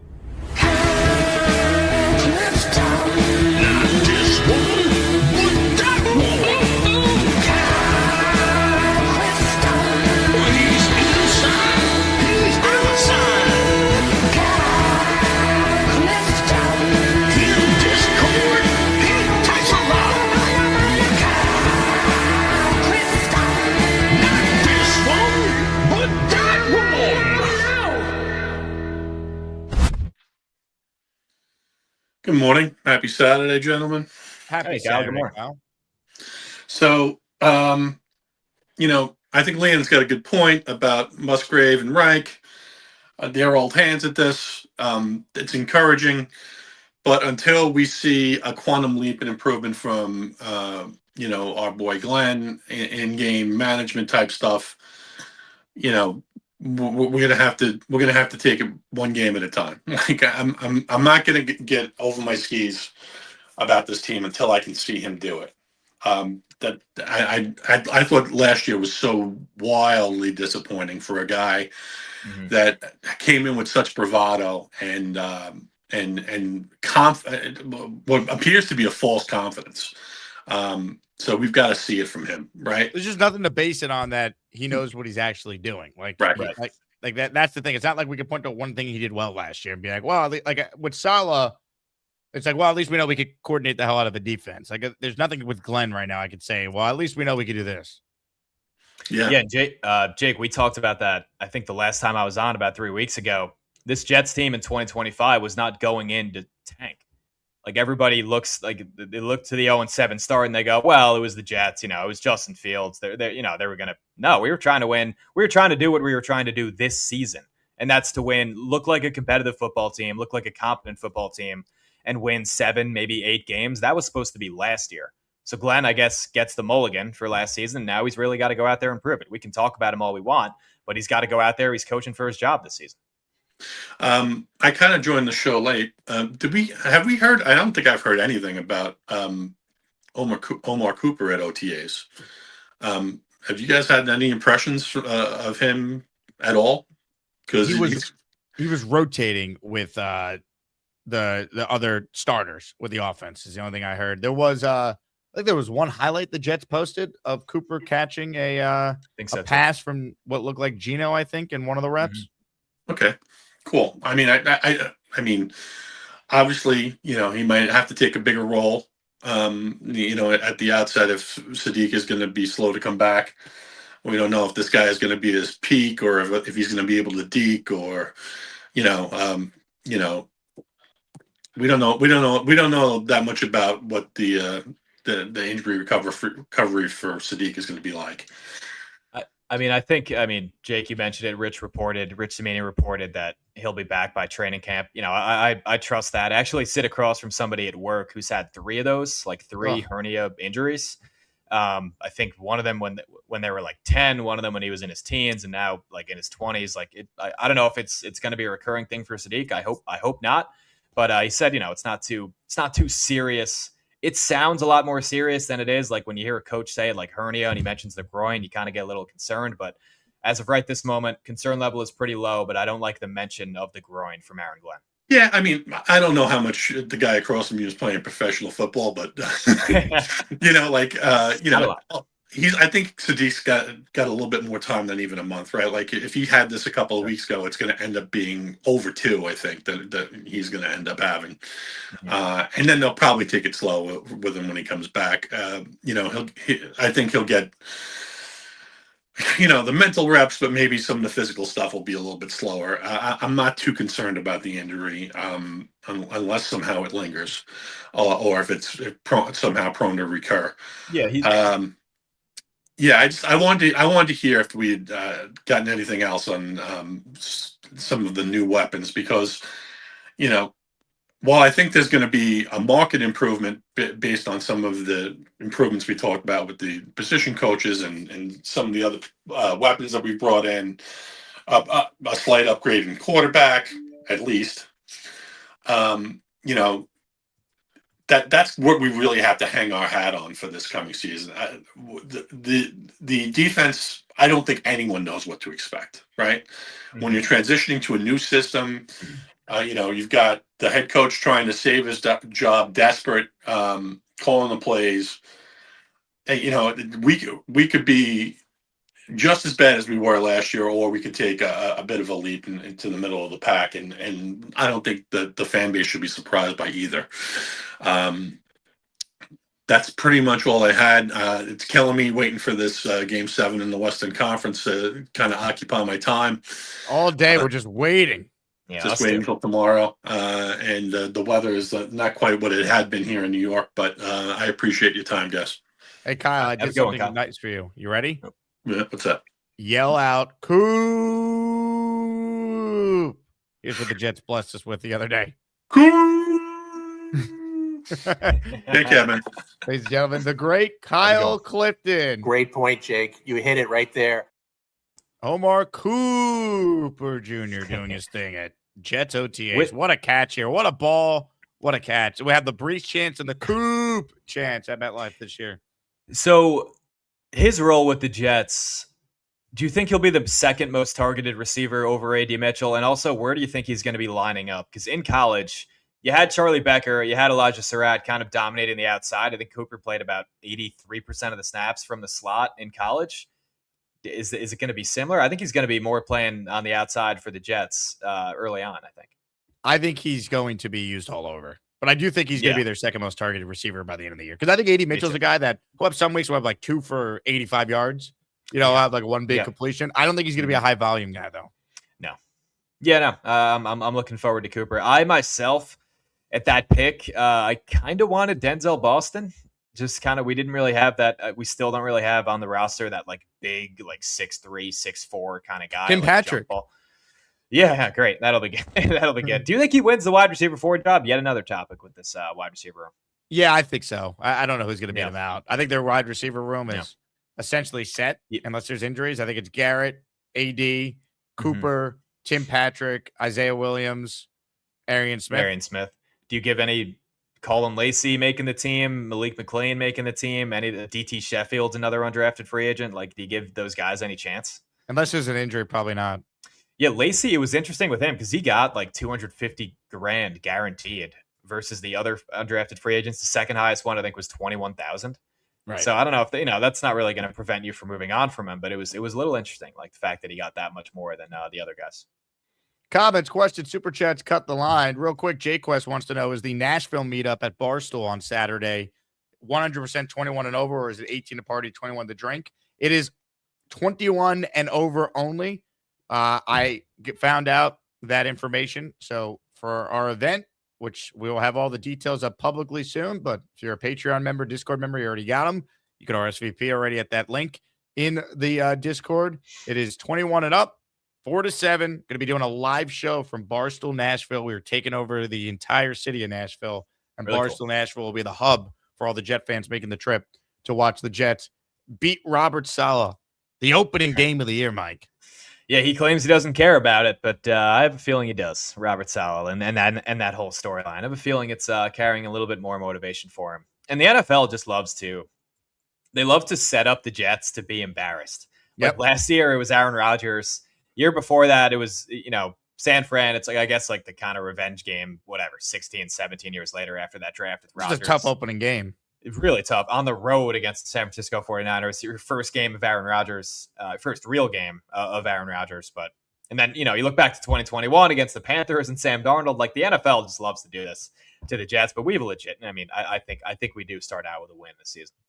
From your lips to God's ears. Hey, ladies and gentlemen, how about a 5-spot of gifted memberships from Windy City Jet fan, a diehard Jet fan living in the Midwest? Let's go.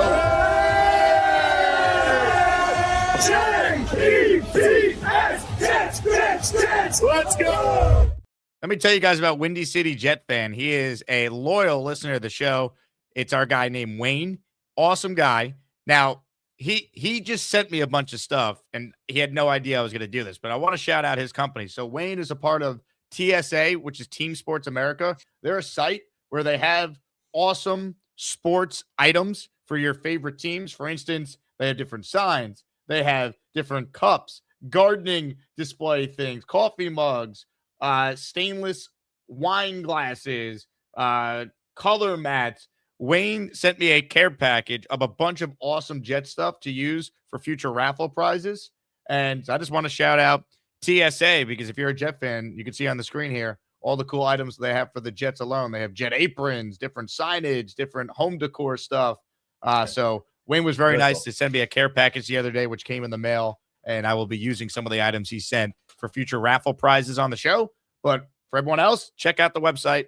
That is teamsportsamerica.com. And shout out to Wayne, who's a loyal listener watching our show from the Windy City area. So appreciate you, Wayne. Thanks for tuning in. And we got you down on the raffle for 5. Cuddy writes in, we have Skinner, who's 6'5", and we didn't even give him a shot when the season's over. Tell me how Patrick, other than being a vet, is more talented. He might not be more talented, Cuddy, but who does the coaching staff trust more? And if they interest in Patrick, he's going to play. That's how it goes. Well, so Skinner had a really good preseason last year. I think it was 8 catches, 110 yards, and a touchdown for him in the preseason last year. So he's someone that I'm definitely watching in the preseason, obviously along with the other rookies and along with the other undrafted free agents.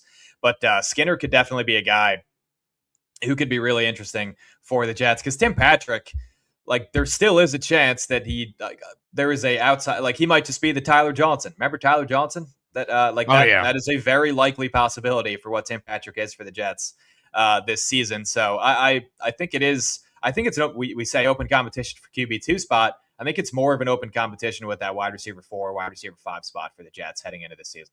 I agree with you. They didn't sign Tim Patrick to cut him. I think he's going to be on the team. Yeah, he'll be on the team.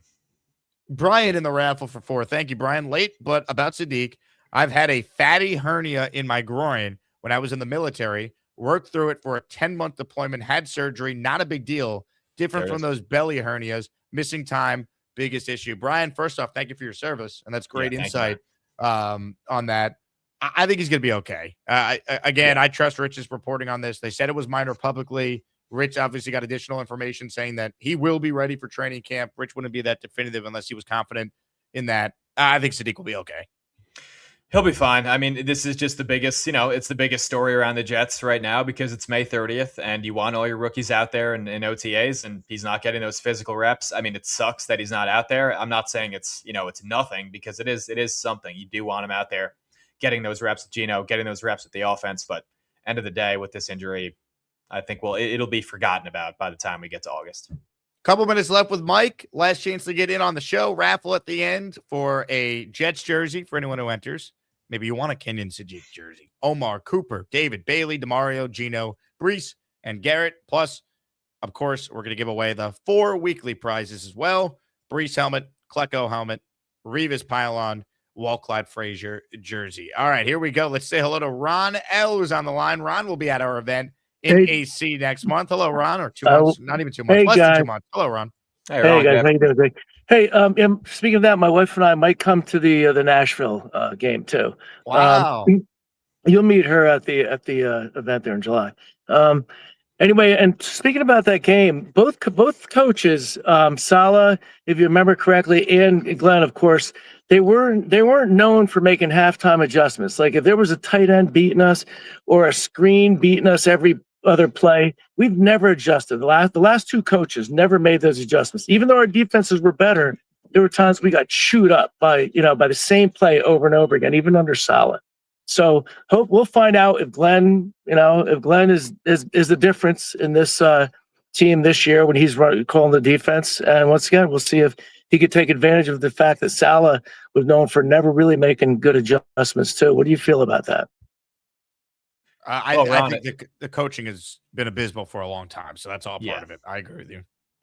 Anyway, go ahead. I'm sorry. Excuse me. Yeah, no, it is Glenn's superpower, defensive play calling. So let's give him a little leeway here and see what he does.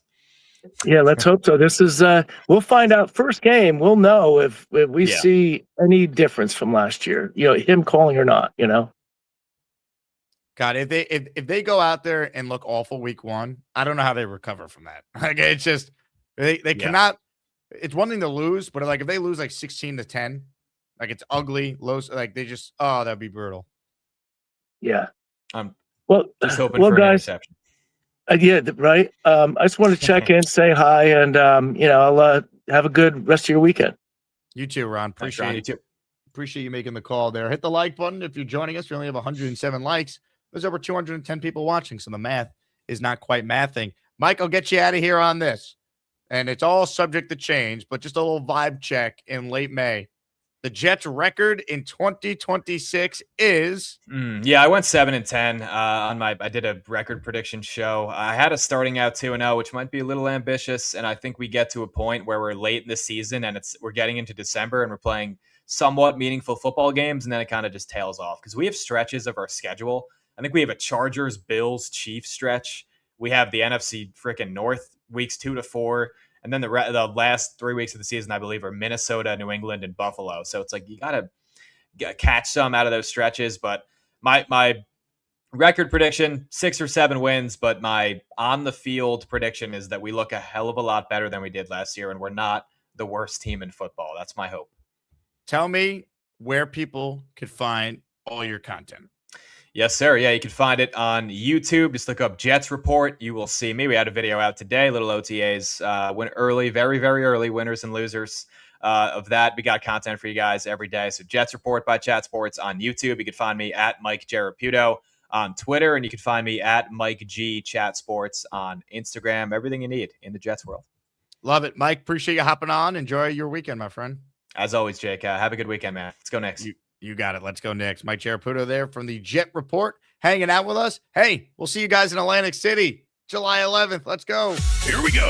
Don't miss out on the biggest and best meetup of the year. Saturday, July 11th, Atlantic City, New Jersey. HQ2 Beach Club. We're taking over, baby. At 12 p.m., it's the Gangrene Beach Club. Hosted by some of your favorites. Jake Asman, Rich Samini, Brandon Tierney, Fireman Ed, Connor Hughes, Antoine Staley, Brian Costello, Ryan Sampson, Zach Rosenblatt, Will Parkinson, Frankie B, Omari Brown, Matt O'Leary, Green Bean, Ryan Delaney, Richie Marula, Robbie Sabo, Dom C, Joe Blewett, Nick Faria, Paul Boy Greeniston Jr., Bree Martinez, Dick Shine, Tyson Roush, and more surprise guests to be announced. Get your tickets now. Must be 21 or older. Who's subject to change. GangreneBeachClub.com. Maybe Aaron Glenn will be there. Just don't let go of the rope. I wouldn't count on it, though. You never know. You never know. All right, open phone lines for anyone who wants in on the conversation. For the first time today, let's say hello to a man who lives in the global studio headquarters. We can't hear you. Restart. Go to commercial. How about you turn a light on in there, Beast? Beast? Beast? I see you on the bed there. Get up. Ladies and gentlemen, we're going to have to sound the alarms. He might be sleeping.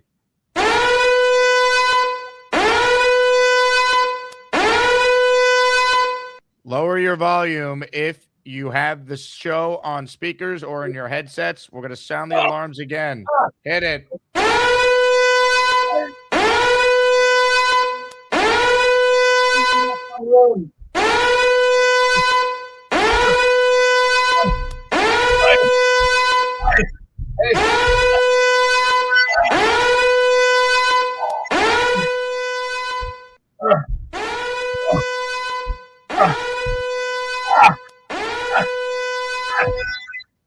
Cállate! Cállate, soy a loco. I was walking like Stu Hart almost going, hey, see ya. Yo, you getting hold of you. Hey, you can't take the arm there. Take the arm there. Wake up. I woke up at 4 o'clock in the morning this morning. Couldn't sleep for shit. Toss and turn. How come you can't sleep? Oh, let's see. Trying to figure out what I'm going to do next month. I already talked to a few people on helping me get my passport taken care of. Yep, going to get that taken care of immediately. Why do you need a passport? Are you leaving the country? Wait, are you smoking that funny cigarettes again? No. Why do you need a passport? You don't leave your attic. Ray, where are you going? You know where I'm coming to. Come I on. Don't. I don't. You don't fly. You don't need a passport unless you're leaving the country. I don't. I'm already prepared for the 25th of October. So prepare. You realize the 25th of October is located in East Rutherford, New Jersey. You don't need a passport for that. I'm gonna be flying first class because I'm on my way. You don't need a passport to fly first class. Really? Yes. Oh, don't worry. Really.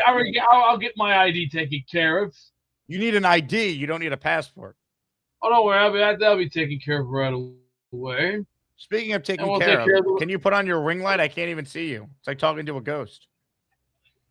There is a song called "Ghost" by one of the bands. I can't think of the name. It's we'll figure that out in the coming time frame. But all right, how about those Knicks? Huh? Are we ready? Are we ready for Game 1? Because tonight, I think the Spurs will.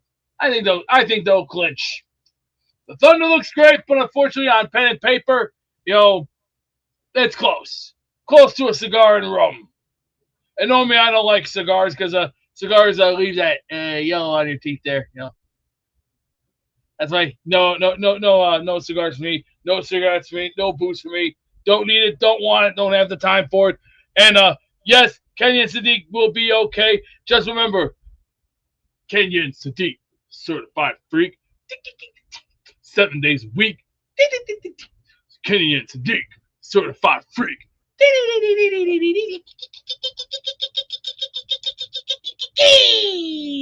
Sadiq, certified freak. Just got off the John. Oh yeah, we're running. Excellent, Beast. Thank you. Five Brows is up next today on our Saturday show. Hello, Five Brows. What's up, my brother? I'm eating some pizza. Kenyon Sadiq, certified freak. That was good, bro. That was good. How's it going, man? I haven't talked to you in a while. How you been? I've been, I have my ups and my downs. I'm good, though. I'm staying positive. But, man, I'm eating pizza right now. My bad. But, yo, I got to say, I'm definitely a fan of the Knicks. Just, this is the best. I've been Knicks fan my whole life. Mets, Jets, Knicks my whole life. I know you're Yankees fan. It's all right, but we connect on the other teams. Anyway, it's just incredible to you were there for Ronaldo Balkman, Jared Jeffries, Steph Marbury, Steven Francis, Trevor Ariza. You were there for those. You know how bad our teams were. And this is for us, bro. We're in the finals. Eddie Curry, 2007, Eddie Curry. 2 first-round picks for Eddie Curry. Jerome James. Malik Rose. Larry Brown. Kurt Rambis. Mike Jeff D'Antoni. Hornacek. Phil Jackson. David Fizdale. This is for us. We deserve this. And this is how I'm going to feel when the Jets finally do it, too.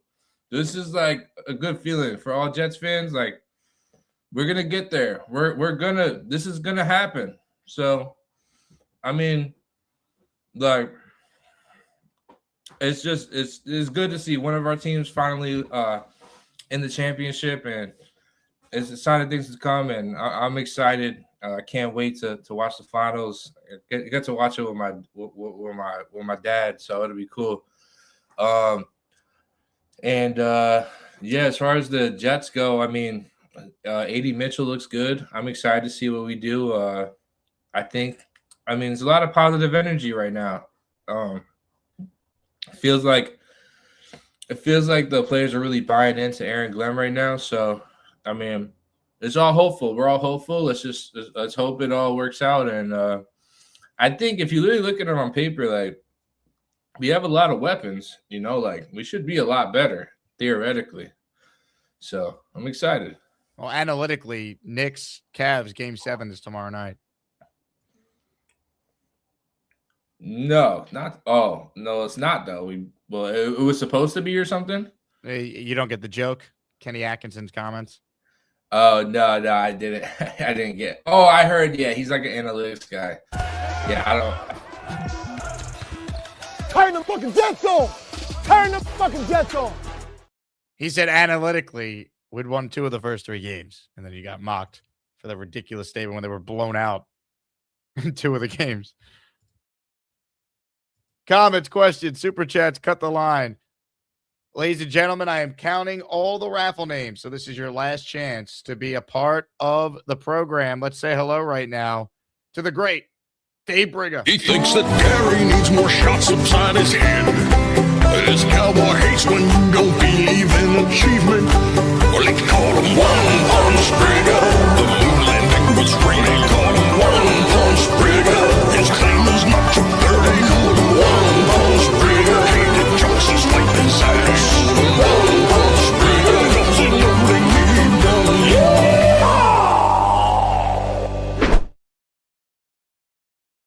Jake, good morning. I guess Good morning, it's good Dave. afternoon. Listen, I was trying to get in all day yesterday. I don't know what's happened. I kept going in and out.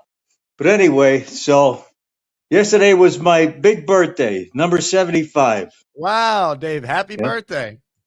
Oh, yeah. Hey, tomorrow Joe's Willie's birthday. I think it'll be 83. How about that? You guys, You know? you guys share a birthday week together. A lot of birthdays in May. Yeah, been cleaning up. But we're cleaning up. My wife and I are cleaning up. Look what I just found. Look how old this deal is. Right? Wow. Remember that one, 2010, right before the playoff game? I think this is probably the last time you had any joy, right? Or no, the next year when we played Pittsburgh. 60 that was minutes the to 09 glory. season. Yep. Yeah, it never came to fruition, that game, you know? In the next year too. But, I've put in before, seeing is believing, right? So that's what we got to hope for. That's it. The Knicks have given Right? me some hope, Dave. If they could do it, so can the Jets. Well, I feel good for you guys. At least you have some joy somewhere, Yep. It's nice. Right? I'm not an NBA fan. I stopped watching that a long time ago when they lost Do you have a defense. team? I used to like the Big Dipper, Will Chamberlain. So that goes way back. But the last time I liked basketball was with the Pistons, the Bad Boys. The Bad Boy Pistons. Remember the Bad Boys, the Pistons? Sure. The back-to-back champions. Yeah, that's the last time they played any defense, I think, in the NBA, right? That was good. That was the last time I watched basketball. But anyway, I feel good for you guys. So hopefully you win. But I guess you got to be cool with those celebrations so nobody gets hurt. Yeah, I haven't seen anyone. People have just been. I've been out there a couple times, and it's just people just jumping around in joy. Like everyone's just having a good time. Yeah. So what do you think about Klubnik? That's our great hope. That's our great I like hope. what I've heard so far. I don't expect him to be the guy long term, but why not root for him to prove us all wrong? We'll see if he gets a chance to actually play and how. I think we'll get a chance to play. It's a matter of how many games does he actually appear in, right? I mean, I think he's on the team next year no matter what. So if you draft another quarterback and he's there, why not? The more guys you have in the pipeline, the better. Well, I think he gives us good signs here, and I think this will tell us a lot about our coaching. Because if you can coach this guys up, there'll be no need for this Sorsby guy coming in. We don't need that distraction. We have enough distractions. I think they're sold out on this guy until we're proven wrong. I don't think they're going to bring in another guy. I just think that'd be foolish. A lot of people say for the competition, but he's got enough competition there. You don't need another guy. We don't need this distraction of a guy that's like got big problems. We have enough problems here. Trying to get back to the winning ways is our goal here. So we don't. If you have this guy, there doesn't seem to be much difference between drafting using a supplemental pick. Then we have 3 picks next year. I don't see. I believe that the organization is not going to do that. It would be foolish. I know that people say, bring in more guys, more competition. But if you think this guy can do something, you have to try to develop him. Agreed. See what happens, and hopefully this is the guy. Listen, we've been waiting a long time. I know it's like a shot in the dark. I don't think it's more than that, but at least it's hope. It's hope. At least he shows a lot more than Zach Wilson and Fields. They just couldn't figure anything out. I mean, Zach Wilson, there was no hope. we tried to talk ourselves into it. It just never happened. Well, he couldn't process anything. There was nothing upstairs. The man couldn't process anything. It was he makes what made him was throwing one long ball at the combine. That was it. Yep. Douglas was foolish drafting that guy. But anyway, so we'll see. Hey, you know what? And as far as Jay Quest's daughter, what's his son wants to be a Bears fan. Well, remember when I won I didn't win the jersey, but somebody in the show, I won a jersey through somebody else, and I donated to Gary's daughter, and she became a Bears fan. You know what? I guess she stayed one because she never said thank you for the jersey. So I guess she stayed a Bears fan because he never said anything about it after that. No, I never even he never heard said it. anything. That's it. That No, was it. remember when that happened? Yeah, I do. You're spot on. You know what the problem is, Dave? It's tough to tell a kid to like keep rooting for such a bad team when they look around and they see scoring and points and like a fun home field crowd when they're watching it on TV. They see like that's the stuff that kids stick with. And the Jets have had an empty building and no offense during on top of just being bad. Well, both of my nephews, when they were small, as a matter of fact, during this year, he had 60 Minutes to Glory. My one nephew had all little Jets posters on his bedroom door, which my brother-in-law didn't appreciate. Anyway, guess what happened? He became an Eagles fan. Yeah, that's what I'm talking about. And the other one liked the Cowboys. So you don't win. I guess that's what happens. There's very few guys that stay long as we do. We just I don't know what we are. We're gluttons for punishment, Jake. I guess exactly. But we hang in there. That gives us, at least we have integrity. We stay with it. We're loyal. So we're loyal to a fault. But hey, what can you do? Someday maybe it comes about. I'll probably be long gone. Neil and me and others will be long gone. But you'll still have you guys hanging in there. No, don't say that, Dave. You'll be you'll be around to see it. I feel. I don't know. Hey, Jake, I made it. I never thought I'd make it this far. You're doing great. You don't look 75. Well, you're being kind. Some days I feel it, some days I don't. But I can still work out some. I still outwork some 25-year-old kids at work, so that gives me hope, for the future. So they still can't. I still get, I still try my best. That's all I can do. But I'm just hoping we get some wins this year. We have some hope looking forward, and maybe Klubnik is the guy. So we always can have hope. That's one thing. We have hope. So we have to have hope. At least that. Give us hope. That's all we ask for, right? Hope and progress. And let's see what happens. But we're not going to give up. Never give up, my friends. Never give up. Dave, you're the man. Happy birthday. All right, thank you. God bless you all, Jake. Ladies and gentlemen, the great Dave Briga. He thinks that Gorman needs to get a freaking job. This cowboy hates to see us maniacs complain. What they call him, one-punch Briga. You need to get a job. What they call him, one-punch Briga. The beast is on his ass. They call him one-punch Briga. Has anyone seen Dean Mack? They call him one-punch Briga. You only need one. Great call by Dave. Everyone in the chat, wish him a happy birthday. Hey, Bobby Midnight. Now would be the time you'd normally call in to sing happy birthday to one of our legendary Asmaniacs. So if you're out there, call in. All right, last chance to get in on the show. Let me shout out Kelly, longtime listener. Thank you, Kelly. She gifted a membership. She's in our raffle coming up here for one. Let's go. Jets, Jets. Thank you, Kelly. Again, raffle is at the end of the show. It's the weekly raffle plus a Jets jersey for anyone who wants in. Let's go to Chef Brian, who's up next today. Hey, Brian. Yo, what up, Jake? How you doing, man? What's up, Brian? Chilling, man. Getting ready for service. I was just, first of all, happy birthday to Dave Brigham, man. I saw it just goes to show you, man, that there's an age gap of longtime Jeffrey Jets fans. Because I remember earlier in the show, something about Jay Quest's kid wanting to be a Bears fan. He's an 8-year-old, and so the age gap from 8 to 75 or whatever, it's crazy. It just goes to show you how much we really love our team.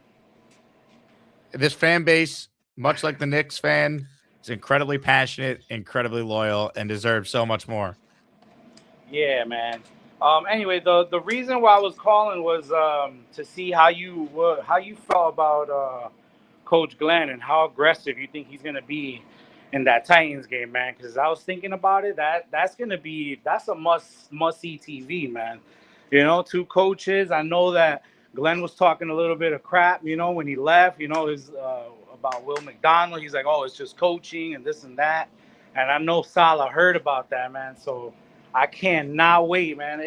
I'm rooting for my Jets, obviously, but, in a way, it sucks how they let Salah go, because I know those defenses were so great, man, under Salah. And once they let go of Franklin Myers, it was a wrap, man. And I saw that team just go to crap. after that trade. But how aggressive you think Glenn's going to be? I think you should be very aggressive. That's what he did in Detroit. Why change what got you here, right? Did we lose Brian? I think we did. For those calling from their phone, please try the StreamYard app. It works better, seemingly. He should be very aggressive, not just as a coach making head coach decisions, but coordinating his defense. That should be the expectation. More of your calls. Carl's on the line. Hey, Carl. Hey, Jake. How you doing? Happy Saturday, Carl. What's going on? Hey, thank you. Not much going on today. Just, another calm Saturday, Anyway, I just wanted to call in because, Dave Brigger called in before, and I'm not quite as old as Dave Brigger. I'm a couple of years younger. But, we've been watching the Jets a long time, and I just think that we deserve to see something good. I don't know how many years we got left, but I just want to see something. And I'm optimistic every year, and I'm optimistic this year. What are you optimistic specifically about this year? Jake, you know what? I'm nothing specific. I mean, I'm just always optimistic at this time of year. There are some things to be optimistic about. I'm optimistic about the offense, the weapons we have. I think the defense is going to be better. I think Glenn's going to hopefully learn his lesson from last year. I mean, if you don't have optimism, what else do you have? I agree. I was just curious if there was one thing that it's a lot. It's a lot of little things, Hey, and I wanted to let you know I recovered from my my giving blood the other day. Remember that? Yes, and you made it home safely as well. I made it home safely, and I think I'm recovered now, and all my blood has been replenished. And but let me just say something about that, okay? That's a very important thing. I think if you can do that, I think that everybody should at least once in a while give a pint of blood. You help a lot of people out, and it's something you could do. It doesn't cost you anything. Makes you feel good, and I have a specific O negative blood, which they want all the time because I can give it to everybody. But I just think it's a good thing to do. And Shaquan Barkley is on a Red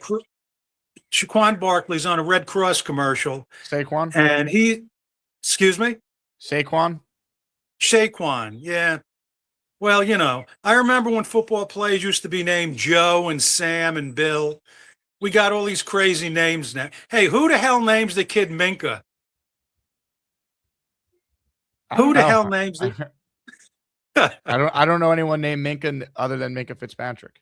Right. So, but anyway, so Saquon Barkley's on a Red Cross commercial urging people to give blood, but I think it's just a good thing to do. It's something you can help a lot of people by doing. And that's just a shout out to the Red Cross. That's all. Minka Kelly, famous actress. Good call by Rick Kent in the chat. Oh, okay. The only one I know is Minka Fitzpatrick. Minka Kelly's great. She was on Friday Night Lights. She dated Derek Jeter. Okay.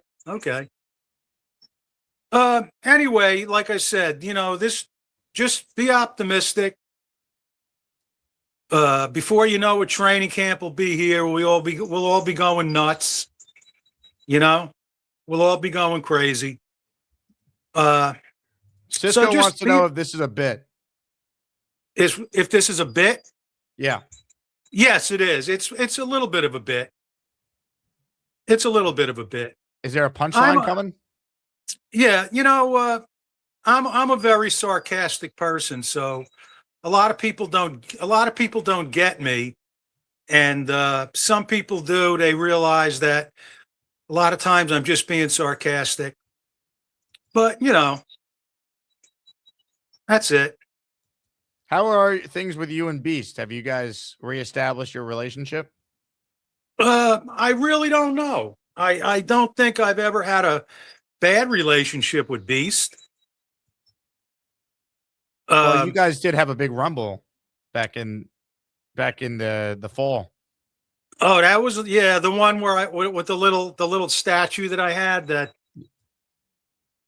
I had a little Homer Simpson that I put a little Beast hair on. I remember that. Yeah. No, I think we get no, you didn't. But I think we get along pretty good. Would you encourage Beast to donate blood as well? I would donate. I would donate if I was him, because it's something he can do to make himself a little bit of a little value to society. He can give something back.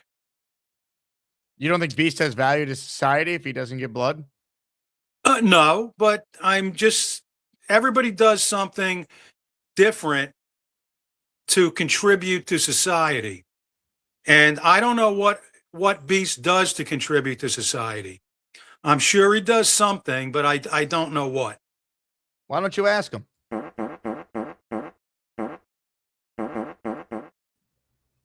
Are you high? No, I'm not, Beast. Are you that high? Whoa! No. I have blood work that I get done every 3 months because of thyroid. Yeah, I'm on levothyrox. Yeah, for thyroid. Yeah, not fun there. Not a walk in the park.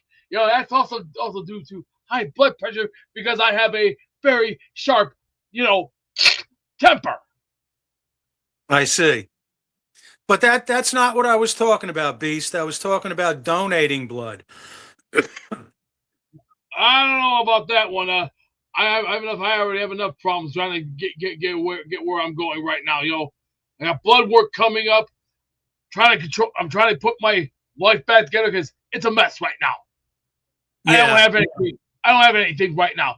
When you have kids that turn their back on you and they shit all over you, that's how I feel right now, because right now it's a mess. And you try getting up with sore knees, a broken back, and everything else in life. And I've heard this from Vern Gagne and even Nick Bockwinkel himself. Sore wrestlers who get up every day with sore backs, broken bones, pain in their body, they go through hell. That's why every year, 300 days of the year, most of these wrestlers take a beating and still keep ticking. Beast, I don't know how you get up every morning with all those problems and somehow you make it through the day. You make it through. You triumph over all your health problems and all your you're just such a resilient person. I've been around the block plenty of times before. You look at my resume. I've accomplished a hell of a lot since then, within a 25-year span. I've grabbed enough multiple world heavyweight belts. I've already grabbed enough top competition. Good thing I already got stock in Turner, and the good thing I know what I'm doing, because why? It's all in the brain. If you don't learn common sense, then you ain't got what it takes to be a man. Yeah, B, sometimes I don't know. Sometimes I don't know what the hell you're talking about. Do you know what the $1 Million Man once said? Everybody's got a price for the $1 Million Man. Everybody's got a price. Remember, he had his price just like each and every one of you has your price. Everybody's got a price for the $1 Million Man. Hey, Jake. You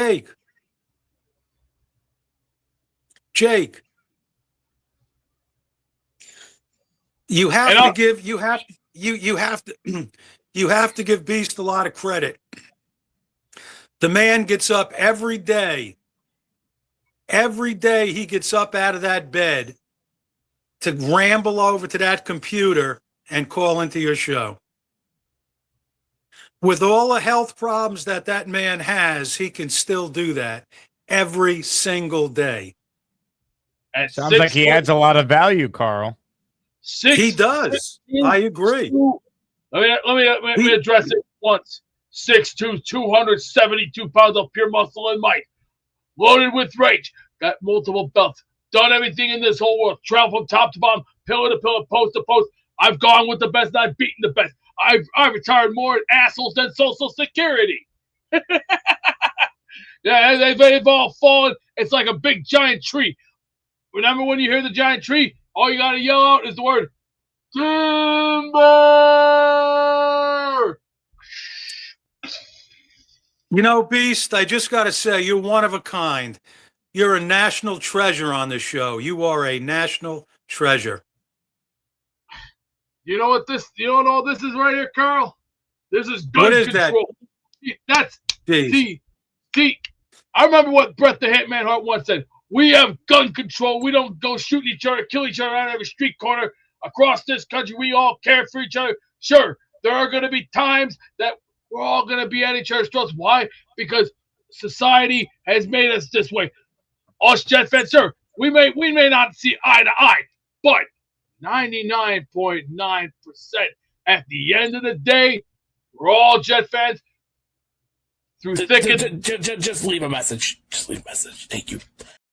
Thank you very much to Carl there and the Beast. Beast, when did you get to 6'2"? I thought you were 5'7". Where did this height come from? Oh, I've been drinking plenty of milk and I've been saying my prayers and I've been taking my vitamins. Just remember, say prayers. Wait. Hold on. You've been drinking milk, so you went from 5'7" to 6'2"?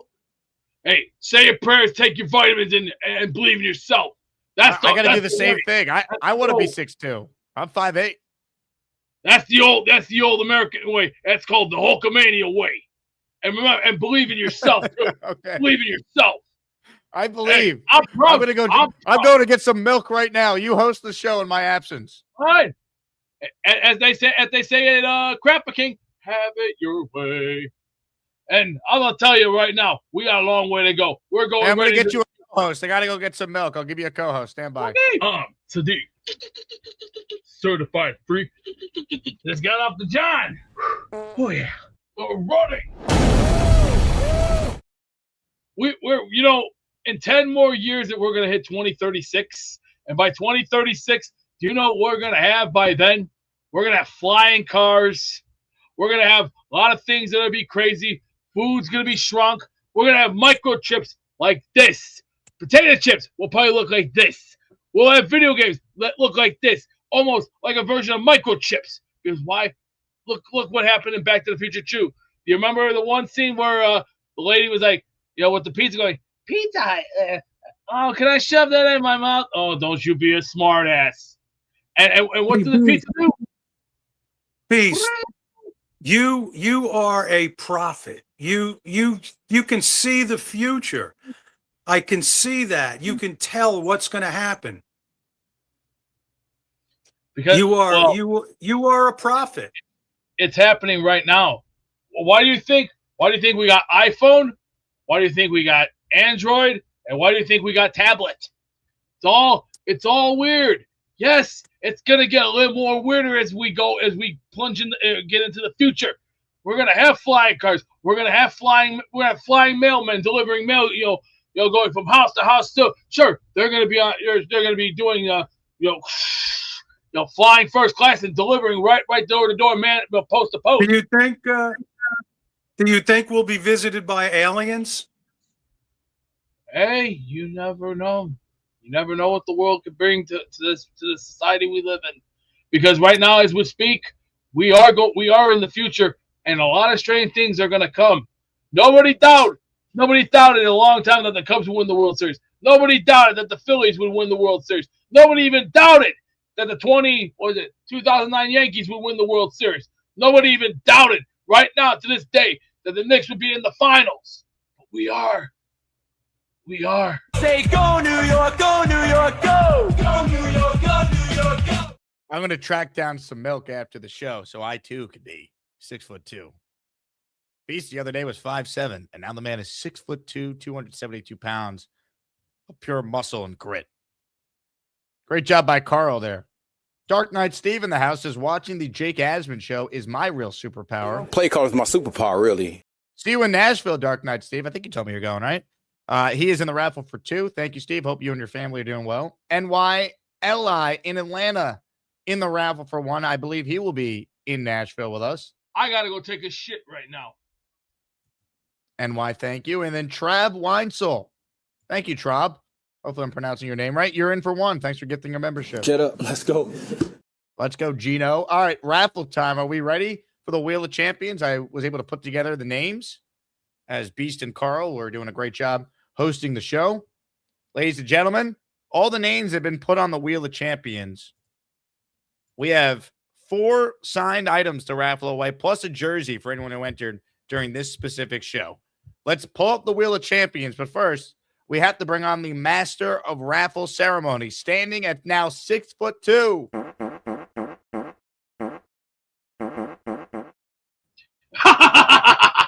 The $1 million man, Ted DiBiase, here to bring you the best wheel champions we can bring you.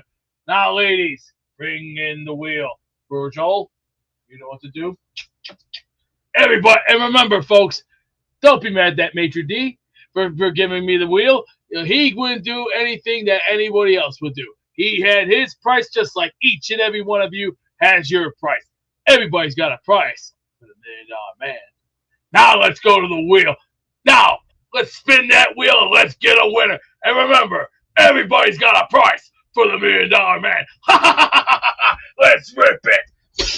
It's time to announce the winners of the weekly Asmaniac raffle. Let's spin the Jake Asman Show Wheel of Champions and find out which Asmaniac is winning an epic prize. Outstanding job by the $1 million Beast.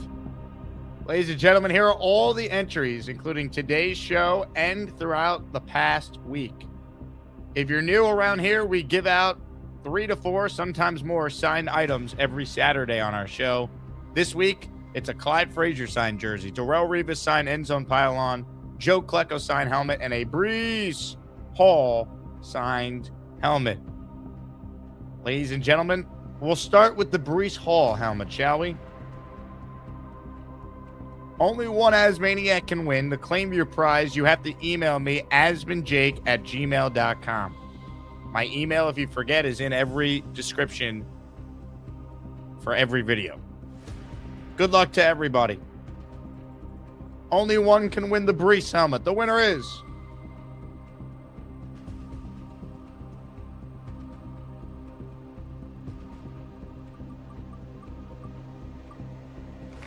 Lou B. Hey, Lou B is the winner. Well deserved. Lou, of course, a tremendous human, great Asmaniac, and a big reason that we are going to be doing events in Atlantic City. And I'm working with Lou on our big Barstool Nashville event as well. So shout out to Lou. He's probably watching, or he's watching on delays. He's putting together the Beacon on Long Island. He is our first winner. All right. Prize number 2 on our program today is a signed helmet by one of the greats to ever put on a Jet uniform. His number 73 is retired. He's in the Pro Football Hall of Fame. Signed Joe Klecko helmet is our next Asmaniac raffle prize. Let's bring the Wheel of Champions back up on the screen, reshuffle the names, and pick another winner. And that winner is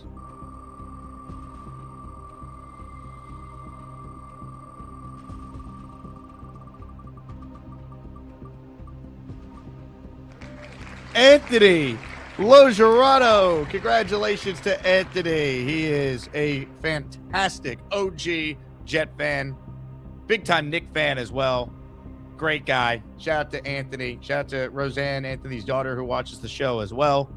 Anthony is our next winner. All right, so we've done the Klecko helmet now. How about the Darrelle Revis signed end zone pylon? It's one pylon signed by Revis. It will look great wherever you want to display it. I have a Corvette signed pylon that's currently on my TV shelf with a bunch of other signs, sports memorabilia that I personally collect. Ladies and gentlemen, here we go.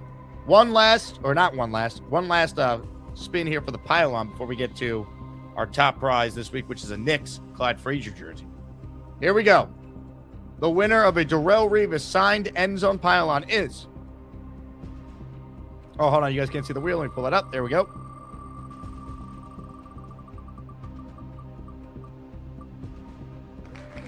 Jetstream 1989 to be specific. Congratulations to the Jetstream on winning the Revis pylon. All right. Let me remove Jetstream's entries, reshuffle the names again. We now have our top prize this week. It is a Nick item in honor of the Knicks going to the NBA Finals. It is a signed Walt Clyde Frazier jersey. Who's going to win? We find out all together right now. The winner is...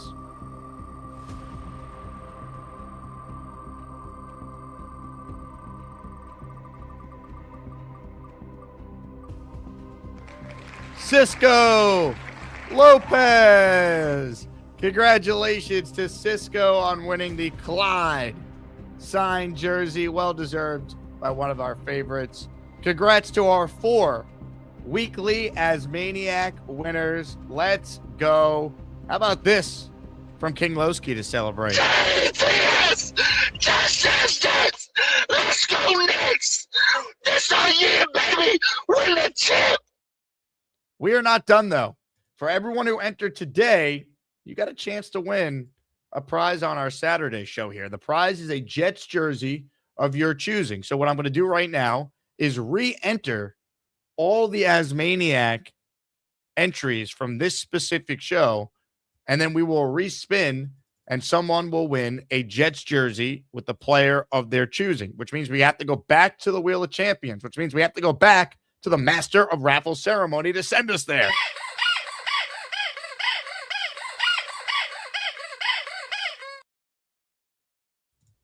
Gorilla Monsoon here, live at the headquarters. The girls, bring that wheel right back this way. We're gonna get ourselves one lucky winner today, and after this, we're gonna see a lot more surprises in the coming couple days. Now, we're gonna put the hands on the wheel. Ladies, count down with me on this. At 3, 2, 1, let it rip! It's time to announce the winners of the weekly Asmaniac raffle. Let's spin the Jake Asman Show Wheel of Champions and find out which Asmaniac is winning an epic prize. Good job there, Gorilla Monsoon. Excellent job. Ladies and gentlemen, here are all the people who entered during this program today. The names are on the screen. Now we must spin the Wheel of Champions one final time this week on the program. If you win, email me. Same way you claim a weekly prize, asmanjake@gmail.com. For this, I need your name and address, the player you want the jersey in, the color you want the jersey in, and the size. Good luck to all. The winner is...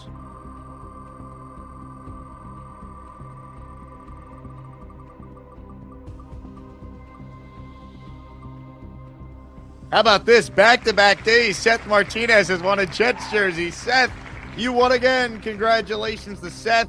He's the winner. Let's go. Give him a Jet champ, baby.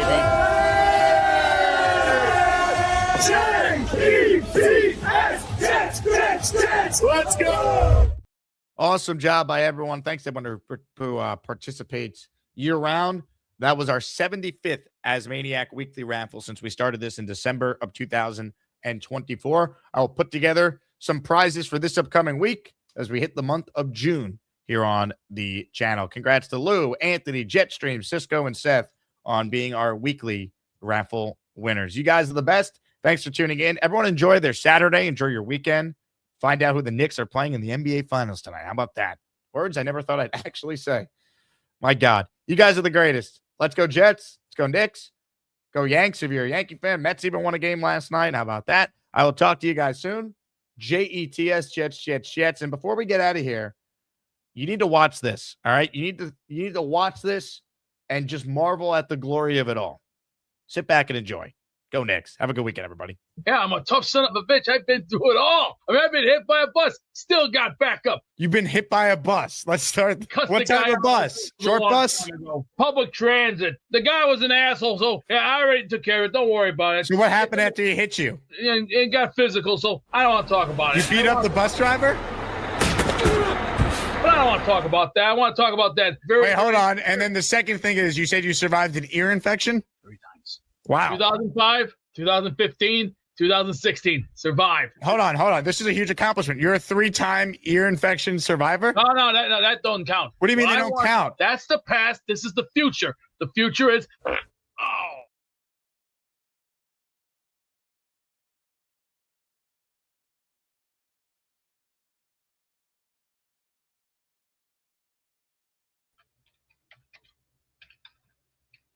Championship quality. Friends, that's what you call class. Ladies and gentlemen, joining us right now is someone with the greatest camera quality you will ever see. Robert C. is up next. Hello, Robert. So I try to pull up your channel on YouTube. What the Jets need to do is win. Robert, thank you for the call.